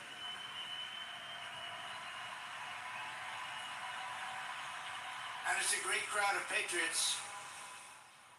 But that's why I will soon award Charlie the nation's highest civilian honor, the Presidential Medal of Freedom. It's the highest civilian honor.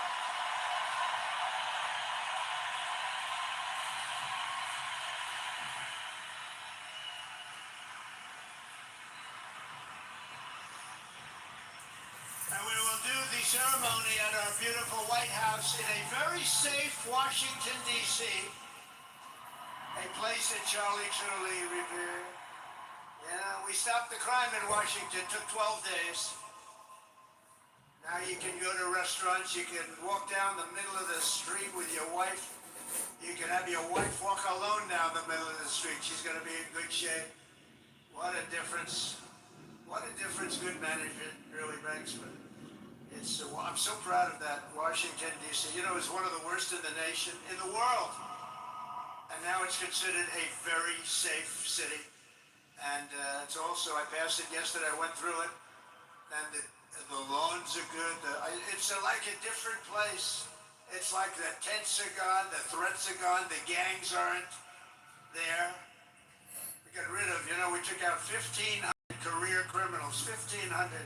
If you have 3 career criminals, that can make a big difference. But I'm so proud of Washington, D.C., and now we're going into Memphis. And we'll get that one straightened out fast. And then we're going into some others, but we're going to go to Chicago, and we're going to have Charlie very much in mind when we go into Chicago. And we'll get that one straightened out. You have an incompetent crew. He thinks it's okay when 11 people get murdered over the weekend. He thinks you don't have any crime when 11 people get murdered and 28 people get shot. He says he's got crime. No, they don't have it under control, but we'll have it under control very quickly. So we're going to be doing that. And Charlie loved what we were doing. He was so proud of what happened. He was there to see it. He's so proud of what happened in Washington, D.C. As you know, the depraved assassin who planned and executed Charlie's killing has been arrested and charged with capital murder. God willing, he will receive the full and ultimate.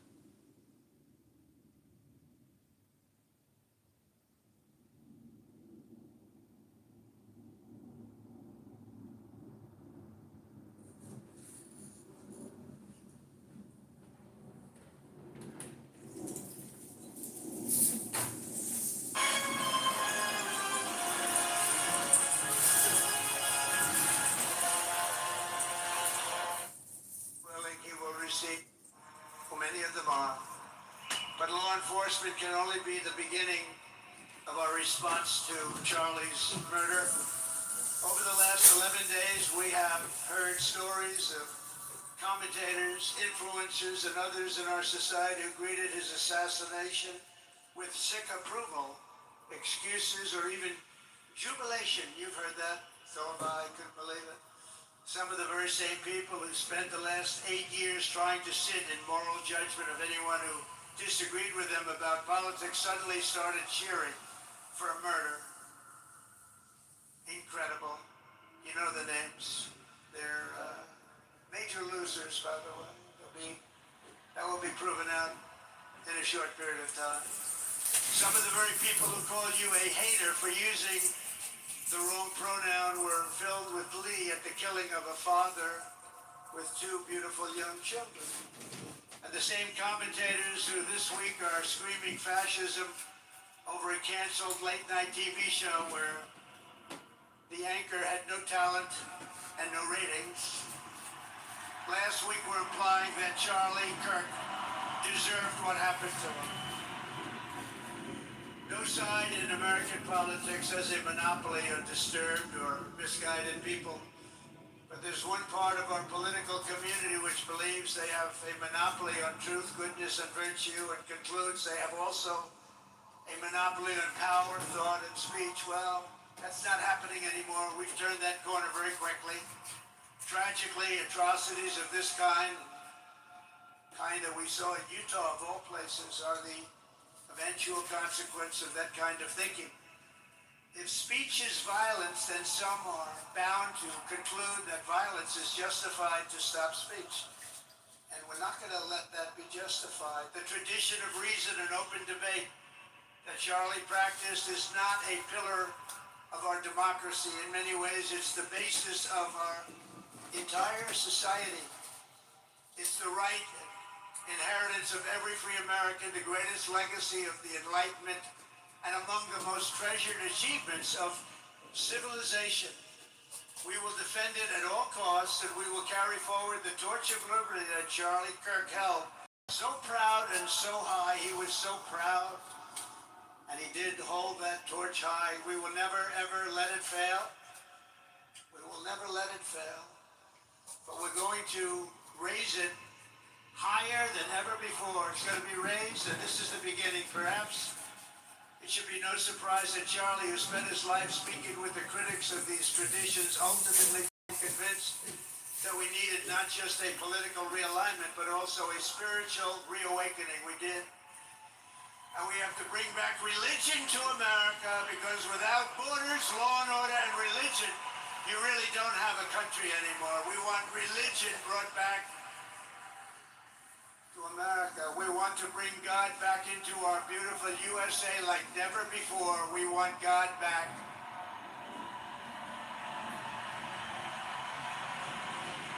Charlie would have been so pleased to hear his friends and colleagues today giving testimony and giving glory to God. Within minutes of the gunshot in Utah, millions of Americans, young and old, heard the news and dropped to their knees and started praying. Even many who rarely prayed asked God for a miracle. Please, God, save Charlie. But although Charlie's time with us on earth is ended, those prayers for a miracle have already been answered. Look at what's happening. Look at what's happening. In the days since Charlie's death, we have seen how his legacy has touched so many millions around the world. In Calgary, Canada, thousands gathered at City Hall to sing the American national anthem. and raise up posters with the name Charlie Kirk. In Seoul, South Korea, crowds gathered to wave American flags and shout, "We are for Charlie Kirk." His memory has been honored in the streets of Berlin, Warsaw, Vienna, Sydney, Madrid, London, Tel Aviv, and all over the world. So beautiful to watch. A man as far away as rural Australia texted a pastor, "I'm going to come to church tomorrow for the first time ever." The pastor asked, "Why is that?" The man replied, "Because of Charlie Kirk." Can you imagine? The lesson of Charlie's life is that you should never underestimate what one person can do with a good heart, a righteous cause, a cheerful spirit, and the will to fight, fight, fight. Have to fight. Saving our country. And Charlie's a big factor, such a big factor. Charlie Kirk started with only an idea to change minds on college campuses, and instead he ended up with a far greater achievement, changing history. Changed history. Today, Charlie Kirk rests in glory in heaven for all eternity. He has gone from speaking on campuses in Wisconsin to kneeling at the throne of God, where he is right now.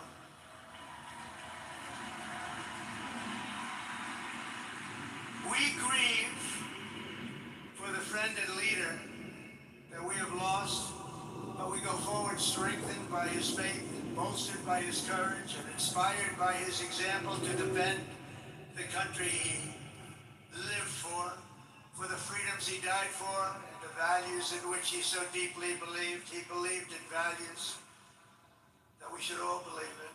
Charlie created something very special. It's called Turning Point USA. And under the leadership and love of Erica, it will become bigger and better, stronger than ever before.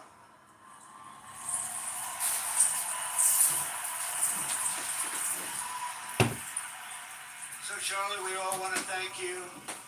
We want to say a very loud God bless you, Charlie. God bless you for what you've done. It's incredible. And God bless Erica and the children. God bless the United States of America. And could I ask Erica, please come out. Erica, please come out. Thank you.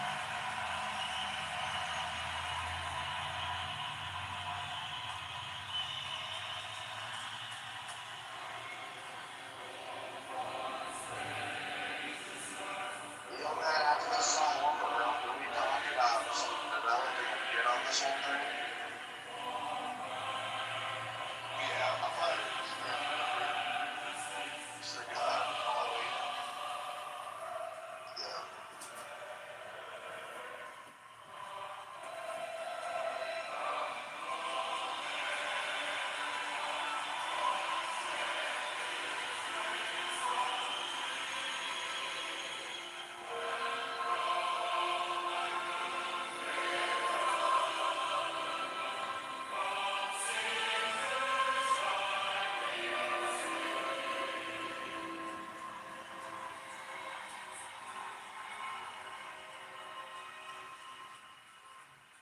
Thank you very much, everybody. Thank you very much, and good luck. God be with you. Thank you.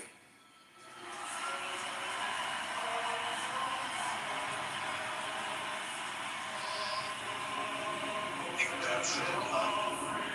Yeah, can we talk about this one? Go ahead. Yeah, I'm gonna, thanks John for playing that. Appreciate it, man. I'll just, let me restart. Give me like 10 or 15 minutes because I need to go grab something to drink. But then, yeah, I'll just restart the room. We can talk about it. Yeah, absolutely, man. Just some new developments. Just, yeah, we should talk about this for sure. So. All right. I'm going to close it down for now, but appreciate you.